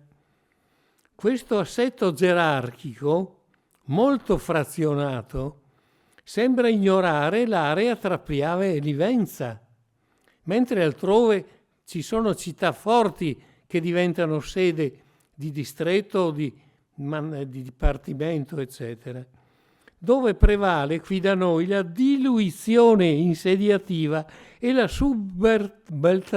subalternità politica a vantaggio delle città provinciali. Treviso supera il Piave e si prende la sinistra Piave, tanto per dire. Ceneda con San Giacomo, dobbiamo ricordare che i comuni che si uniscono alla fine non sono 2, ma sono 3, perché a Ceneda e Serravalle dobbiamo aggiungere il comune di San Giacomo di Veglia. Ceneda con San Giacomo dà capoluogo di uno piccolo stato, regredisce a livello di frazione comunale. Pensate quanti livelli ha perduto.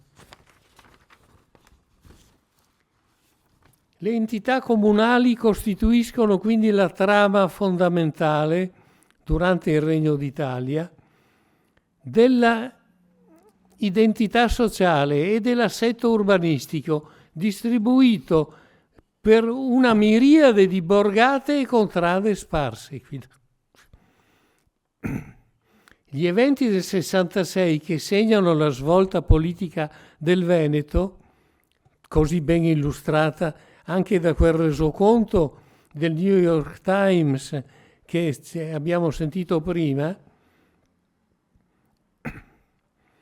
sono quindi allo snodo dell'evoluzione della città in fieri, insieme con le contraddizioni, che sono tantissime, e gli squilibri. Vittorio Veneto e Conegliano diventano presto i maggiori poli industriali del Trevigiano. Vittorio Veneto e Conegliano, l'uno soprattutto metallurgico e tessile, l'altro soprattutto agroindustriale e commerciale. Quindi fortemente complementari i due centri di Vittorio, poi Veneto e Conegliano. Pur in presenza di ricorrenti crisi ambientali e economiche, politiche e sociali, cui abbiamo sentito lo sviluppo, di guerre e instabilità, la città gode di un pregevole paesaggio, tuttora straordinario, di una ricca storia, di una qualità di vita alimentata da un radicato sentimento identitario. Forse il paesaggio, vedete tutte le colline libere, è una cosa singolarissima andate a Conegliano, già tutte le colline sono occupate. Ecco, questo tema dell'entità che mi ha posto la nostra Presidente Silvia mi ha fatto molto riflettere, perché è un tema ambiguo e controverso, ma fondamentale, perché io lo avverto dentro di me, esule, sia pure solo di 100 chilometri, ma pur tuttavia a dovermi guardare, se mi giro sul ponte, quando sono sul ponte di Venezia, vedo che istintivamente mi giro d'inverno a guardare se ci sono le montagne con la neve in cima. I Pizzocche Visentin sono una specie di questa piccola Himalaya che ci protegge dal nord. L'identità morale e sociale si costruisce lentamente come interazione tra le vicende storiche e le modalità insediative, talora accelerando quando gli eventi giovano lo sviluppo, tal'altra rallentando quando questi regrediscono. È il caso della nascita di Vittorio, la chiamo ancora così, nella seconda metà dell'Ottocento, perché la istanza di unire i due centri matura, l'abbiamo sentito lentamente, insieme alla volontà di realizzare il Regno d'Italia. Abbiamo sentito anche gli abati sospesi a divinis perché erano in favore dei Savoia. L'abate Cian, per esempio, importantissimo, un quadorino. La intitolazione della città Vittorio Emanuele del 66 e la conclusione a Vittorio, diventata Veneto, della Grande Guerra 1918, avevano fatto credere nella rifondazione urbana attraverso l'istituzione di una provincia tra Piave e Livenza e lo spostamento del piccolo Vaticano da Ceneda al centro monumentale. Se voi guardate il piano regolatore di Giuseppe Demin, che è del 1938, vedete che Demin, alla fondo del viale che si chiamava Viale Cavallotti, adesso non so come si chiami, Vittorio Emanuele probabilmente, in fondo è prevista la grande nuova cattedrale e attorno gli uffici della curia. C'è un piccolo resto nella casa San Raffaele, perché Fogazzaro si innamorò, la figlia meglio di Fogazzaro, si innamorò di questo luogo e mise lì un centro religioso. Io ricordo Monsignor Maschietto, c'erano degli uomini di grande sapienza lì quando io ero ragazzo e io andavo un po' a imparare. Ecco, un discorso andrebbe fatto anche su questo piccolo Vaticano. Ho proprio l'uditorio giusto singolarmente. Cercherò di essere moderato nei miei termini. Da via Malanotti, cioè da San Rocco, fino al ghetto si stende una microcittà che la chiamano Piccolo Vaticano. Camerlotto ci ha parlato dei vescovi che si sono susseguiti con i problemi che hanno avuto. Pensate, c'è il seminario, c'è la cattedrale, anche il palazzo municipale era del consiglio soggetto al vescovo, dove c'è il museo della battaglia.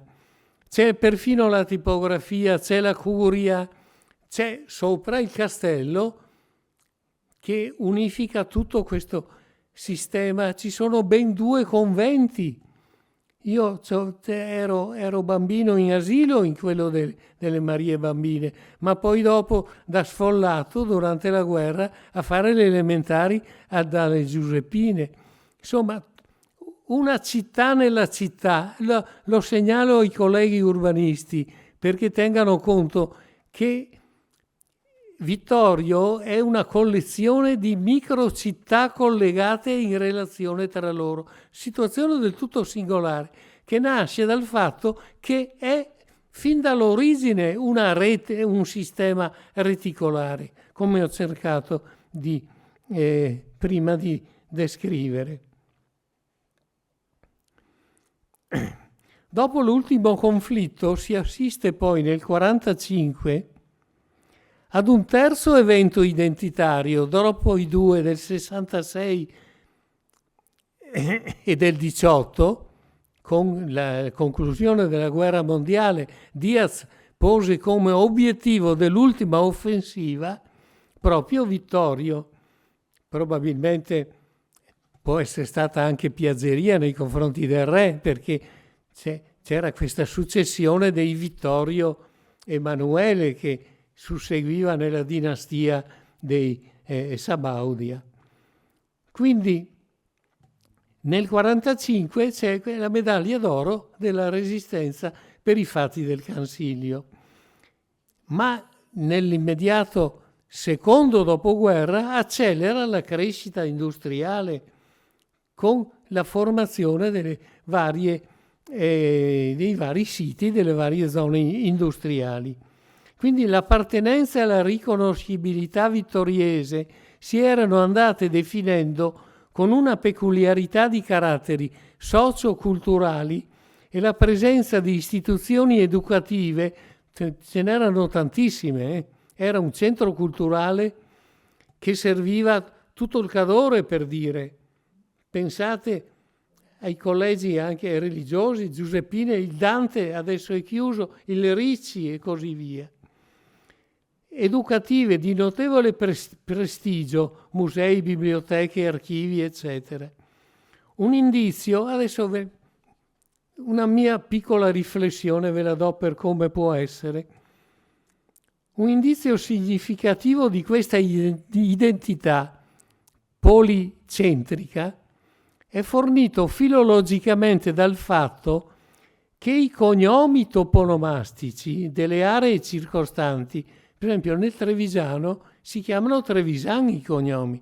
Visentin a Vicenza non è che dicono Schio o Lonigo o altro. Veronese, se andate qua trovate Fregonese, Maronese, Sacilotto, Vazzoler, Pagot, Codognotto, Sernagiotto. Allora vuol dire che l'identità locale anche del paese più piccolo riesce a imprimere il cognome. Non c'è un centro così forte come a Verona, a nessuno sarebbe venuto in mente di dire qualcosa di diverso da veronese, ecco, data la forza di quella città. La coscienza identitaria resiste alla identificazione col circostante, non solo per la particolarità linguistica della sinistra Piave, col suo aspro dialetto. Lo si sente immediatamente passando il Piave. Ma anche per la presenza di personalità creative. Ne ha cominciato ad accennarne Giampaolo Zagonel, ma credo che ne ho trovate tantissime, ve ne dico solo alcuna, ma dico nelle lettere da Lorenzo da Ponte e Andrea Zanzotto, nell'imprenditoria da Franco Marinotti a Luigi Zoppas si dice adesso, nelle arti figurative di Giovan Battista Cima da Conegliano, Alberto Martini, nel diritto da Giuseppe Toniolo a Enrico Opoker. Se volete potrei continuare. Queste forti presenze, tutte di persone che poi sono emigrate e che però hanno conservato un rapporto forte con la loro madre terra. Ecco. All'identità accademica si aggiunge poi una consapevolezza popolare, dimostrata dall'attaccamento alla tradizione alpina della cosiddetta razza Piave, ma non solo, ma dal legame con la terra di San Tiziano, avvertita da parte di emigranti andati verso nuovi continenti, trovati i nomi dei nostri paesi in Brasile e da altre parti, oppure lì conservate espressioni tipiche come la righea. E chi di noi ragazzi non ha costruito, ragazzi di una volta intendo dire, sarlatani di una volta, ha costruito la righea? O il Panevin, o il San Nicolò del 6 di dicembre, che era diverso passando il Piave, che noi sapeva chi che era San Nicolò. Si tratta quindi di una storia delle comuni radici, in cui lo sviluppo e la involuzione, l'affermazione identitaria e la contaminazione culturale si alternano in una progressione di fasi economiche e sociali di resilienza e di discontinuità, aperte a nuovi orizzonti e prospettive. Vengo alla parte conclusiva. Venendo alle prospettive di trasformazione, di cambiamento, e ve le leggo con un po' il batticuore, perché anche per me sono continuamente, come per ognuno che si interessi di evoluzione territoriale e sociale, di assetto urbanistico e di identità, può avvenire. Si può rilevare che l'armatura urbana di sostegno territoriale nella sinistra Piave appare formata dal segmento verticale, l'Alemagna, che da Vittorio Veneto giunge fino a San Vendemiano, ma lì si congiunge e interseca la orizzontale, che è la pedemontana, che da Conegliano si indirizza verso il Piave. Questa è una specie di L insediativo che è una non sempre continua, ma nascente, visibile, leggibile, anche dalle carte che abbiamo prima visto, struttura, armatura urbana. Si tratta quindi di un insediamento lineare, caratterizzato da una consistenza industriale tra le più importanti della regione, di tutto il Veneto, di tutto il nord-est, cui però non sembra corrispondere un rango politico e amministrativo di pari livello. Cioè una città forte, Verona, Padova, eccetera, Udine. Ecco. Il primo punto, sono 4 i punti che ho cercato di enucleare, di possibile riassetto della governance territoriale dipende quindi dalla progressiva integrazione, cioè dal coordinamento e dalla coesione di questa possibile comunità urbana di Conegliano e Vittorio Veneto, forse anche del quartiere del Piave se volete, per raggiungere una dimensione paragonabile a quelle che hanno le nostre città capoluogo. Non si tratta però di perseguire una unione fisica. La città attuale non è più una città della contiguità, ma è una città della relazione. Quindi non una unione fisica di tipo tradizionale, cioè di realizzare questa contiguità edilizia, ma di dar vita a un sistema plurimo, policentrico, articolato, reticolare, che sia anche però coerente, efficiente e organizzato, cosa che attualmente non è, perché è competitivo invece, storicamente competitivo, nel DNA. Le economie di scala deriverebbero dalle sinergie e dalle specializzazioni già evidenti sul territorio, come i distretti industriali, agronomici, commerciali, turistici. Il discorso della distrettualizzazione è un discorso da approfondire, da studiare, e ci sono questioni che militano a favore, altre che militano contro. Gli economisti di Ca' Foscari le stanno studiando. Segnali in tal senso però sono ravvisabili nella convergenza dei comuni contermini, attratti dalle due città che usano le due città, con i pendolarismi, trasporti, servizi sociosanitari, bancari, culturali, eccetera, eccetera.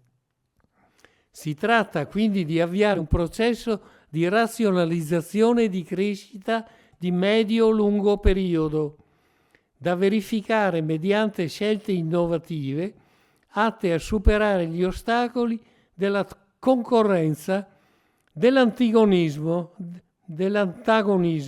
della rivalità.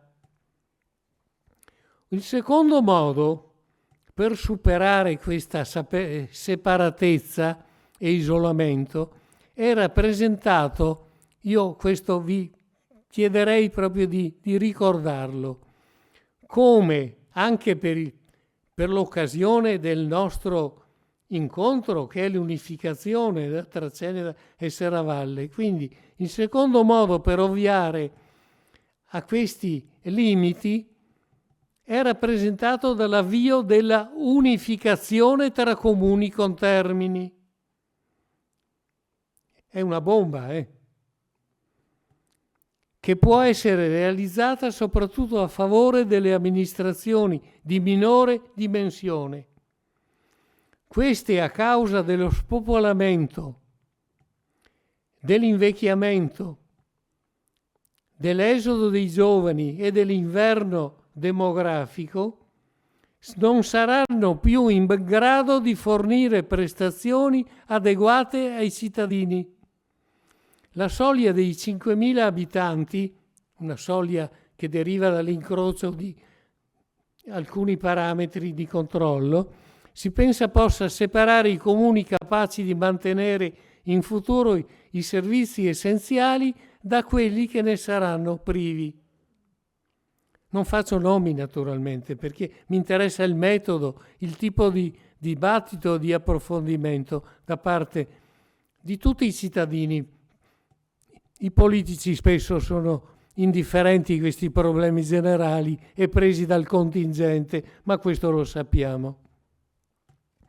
Nel caso di un sistema reticolare come quello pedemontano, la interdipendenza e aggregazione possono essere assicurate dall'infrastruttura, quella materiale, ma anche quella immateriale, che è ancora più importante, sempre più importante, nonché dalla distribuzione dei servizi che sono indifferenti alla localizzazione, molti di questi ormai.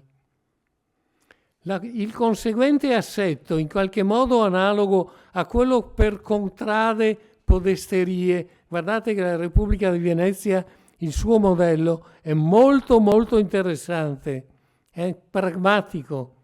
Venezia aveva quel carattere.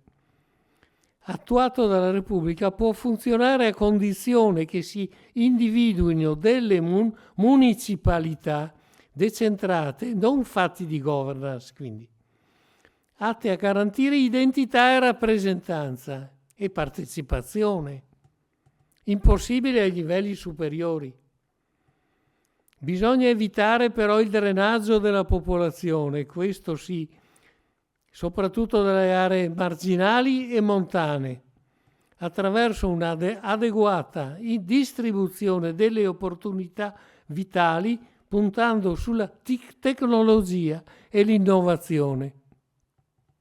Si avvierebbe una specie di federalismo organico, uso questo termine anche se è abusato, che riserva alle città le competenze di alto livello e favorisce la fruizione decentrata dei servizi di base che devono essere vicini, come si sta sperimentando favorevolmente nei paesi del nord Europa. Per esempio la Danimarca, un piccolo paese ma di estremo interesse dal punto di vista dell'attenzione a questi aspetti della governance, della flessibilità della governance, che da noi invece è molto rigida. È molto interessante da vedere. Ciò si può attuare mediante un progetto comune che configuri l'intero organismo come sistema unitario, dotato di razionalità ed efficienza. Mi avvio verso la fine.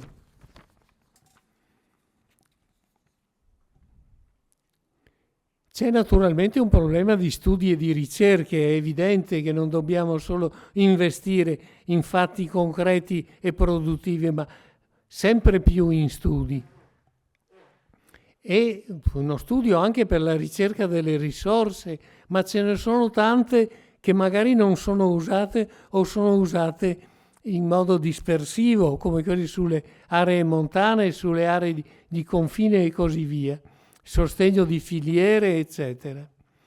Un terzo livello di attività a carattere intercomunale che emerge nel più recente periodo è quello delle cosiddette aree omogenee. Se ne parla poco da noi, ma guardate che in questo momento se ne parla molto in zone anche molto vicine.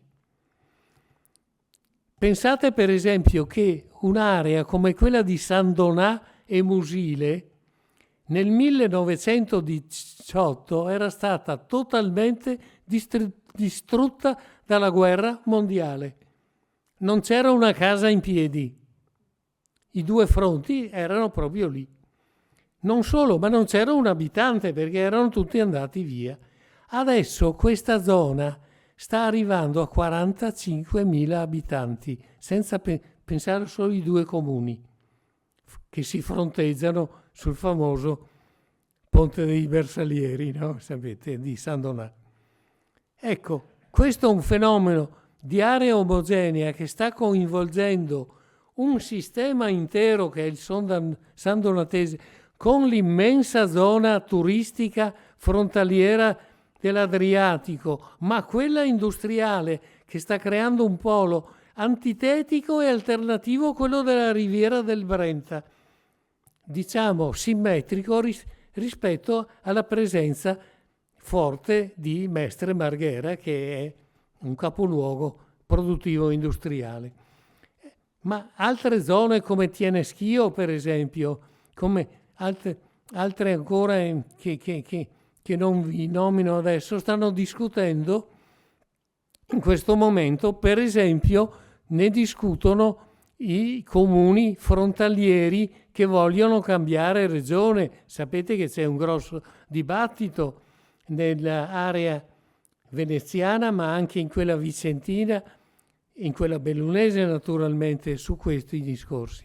Quindi un discorso sulle aree omogenee al fine di trovare assetti territoriali, economico-sociali che siano, non servono istituzioni diverse, ma servono relazioni, pensiero, orientamenti che tengano conto della forte evoluzione che sta avvenendo nel tessuto socio-economico.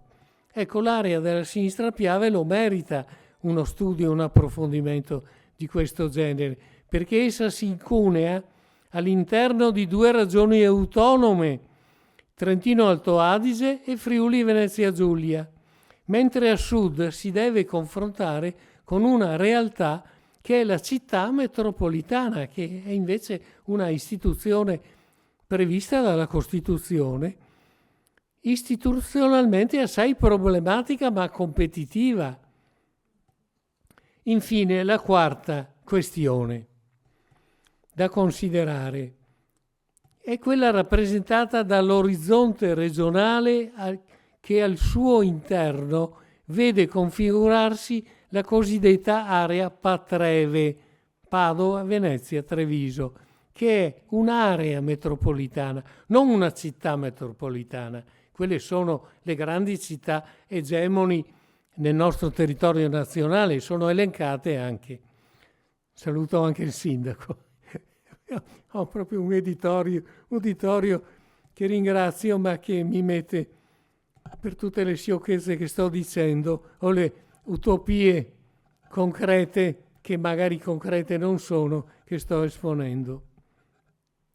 Quindi questa area metropolitana vede al suo, è un triangolo, ma al suo vertice, diciamo, là dove l'ipotenusa incontra il cateto, ecco, perché gli altri due sono due cateti, c'è Vittorio Conegliano, e questa è la zona che intermedia attraverso la stretta di Serravalle, l'autostrada, la ferrovia, tutte le altre cose che sappiamo, con un grande territorio che sta attorno. nel Trentino Alto Adige, nel Bellunese, Feltrino, Cadore, eccetera, nel Friuli. Allora,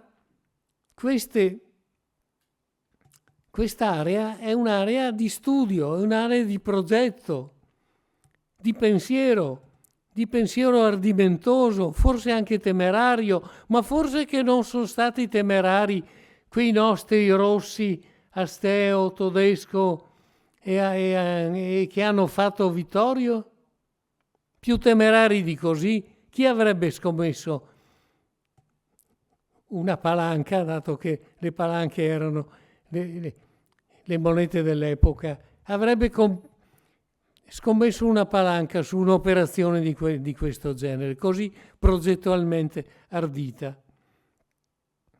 Poiché questa nostra autentica area problema costituisce una delle porzioni più vivaci e intraprendenti del Nord-Est, sembra opportuno ricercare le modalità affinché l'appartenenza a tale sistema economico possa incentivare lo sviluppo, non solo quello economico, produttivo, ma anche quello immateriale, quello culturale, quello sociale, quello civile.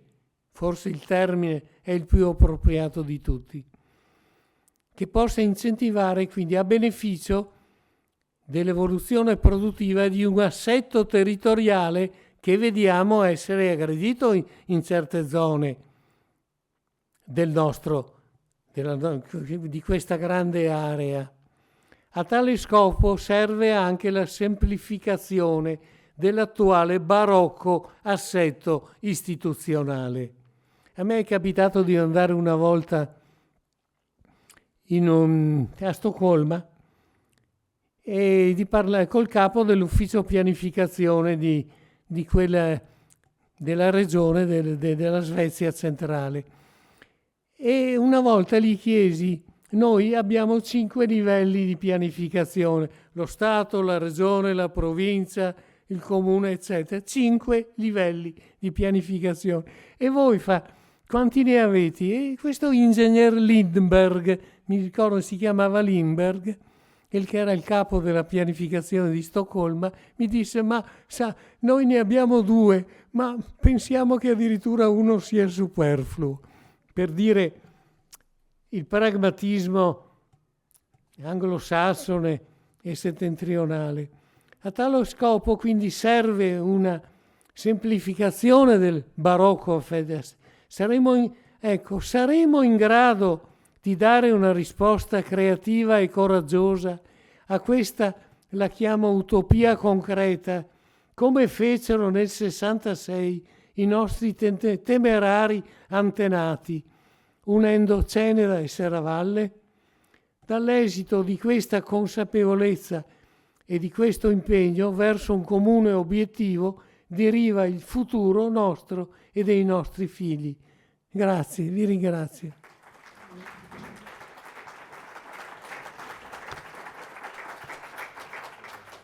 Ringrazio l'architetto Posocco e passo la parola alla Presidente Silvia della Colletta. Adesso mi...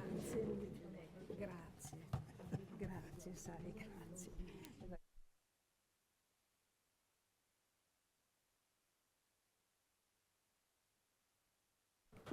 Devo solo fare i saluti. No, resta qua, tanto. Bene. Allora, chiudiamo i lavori di oggi. Non c'è il tempo per le tradizionali domande, perché come sapete dovevamo chiudere all'1, ma chiudiamo in 1 minuto. Quindi si può riascoltare il convegno collegandosi al sito della Tenda TV. Adesso Federico ci dirà, forse in qualche giorno, immagino. Da domani si potrà rivedere sul sito della Tenda TV. I lavori di oggi poi saranno pubblicati dal Circolo e presentati a Vittorio Veneto entro l'anno. Inoltre ringrazio Sua Eccellenza il Vescovo, perché ha trovato modo di essere presente nonostante sapevo già comunque ci eravamo scritti dei suoi impegni. Grazie per essere presente. Ringrazio l'amministrazione, è tornata poi anche la signora Sindaco Mirella Bagliana, e è sempre stato in sala anche l'assessore, il dottor Padoan. Ringrazio i relatori, importantissimo per questo qualificato e generoso lavoro, i soci del circolo, il personale delle biblioteche. Ringrazio la moderatrice Fiorella Botteon, che è rimasta tutto il tempo, ecco, e ci rivediamo senz'altro per la presentazione degli atti. Grazie a tutti e buona giornata. Grazie.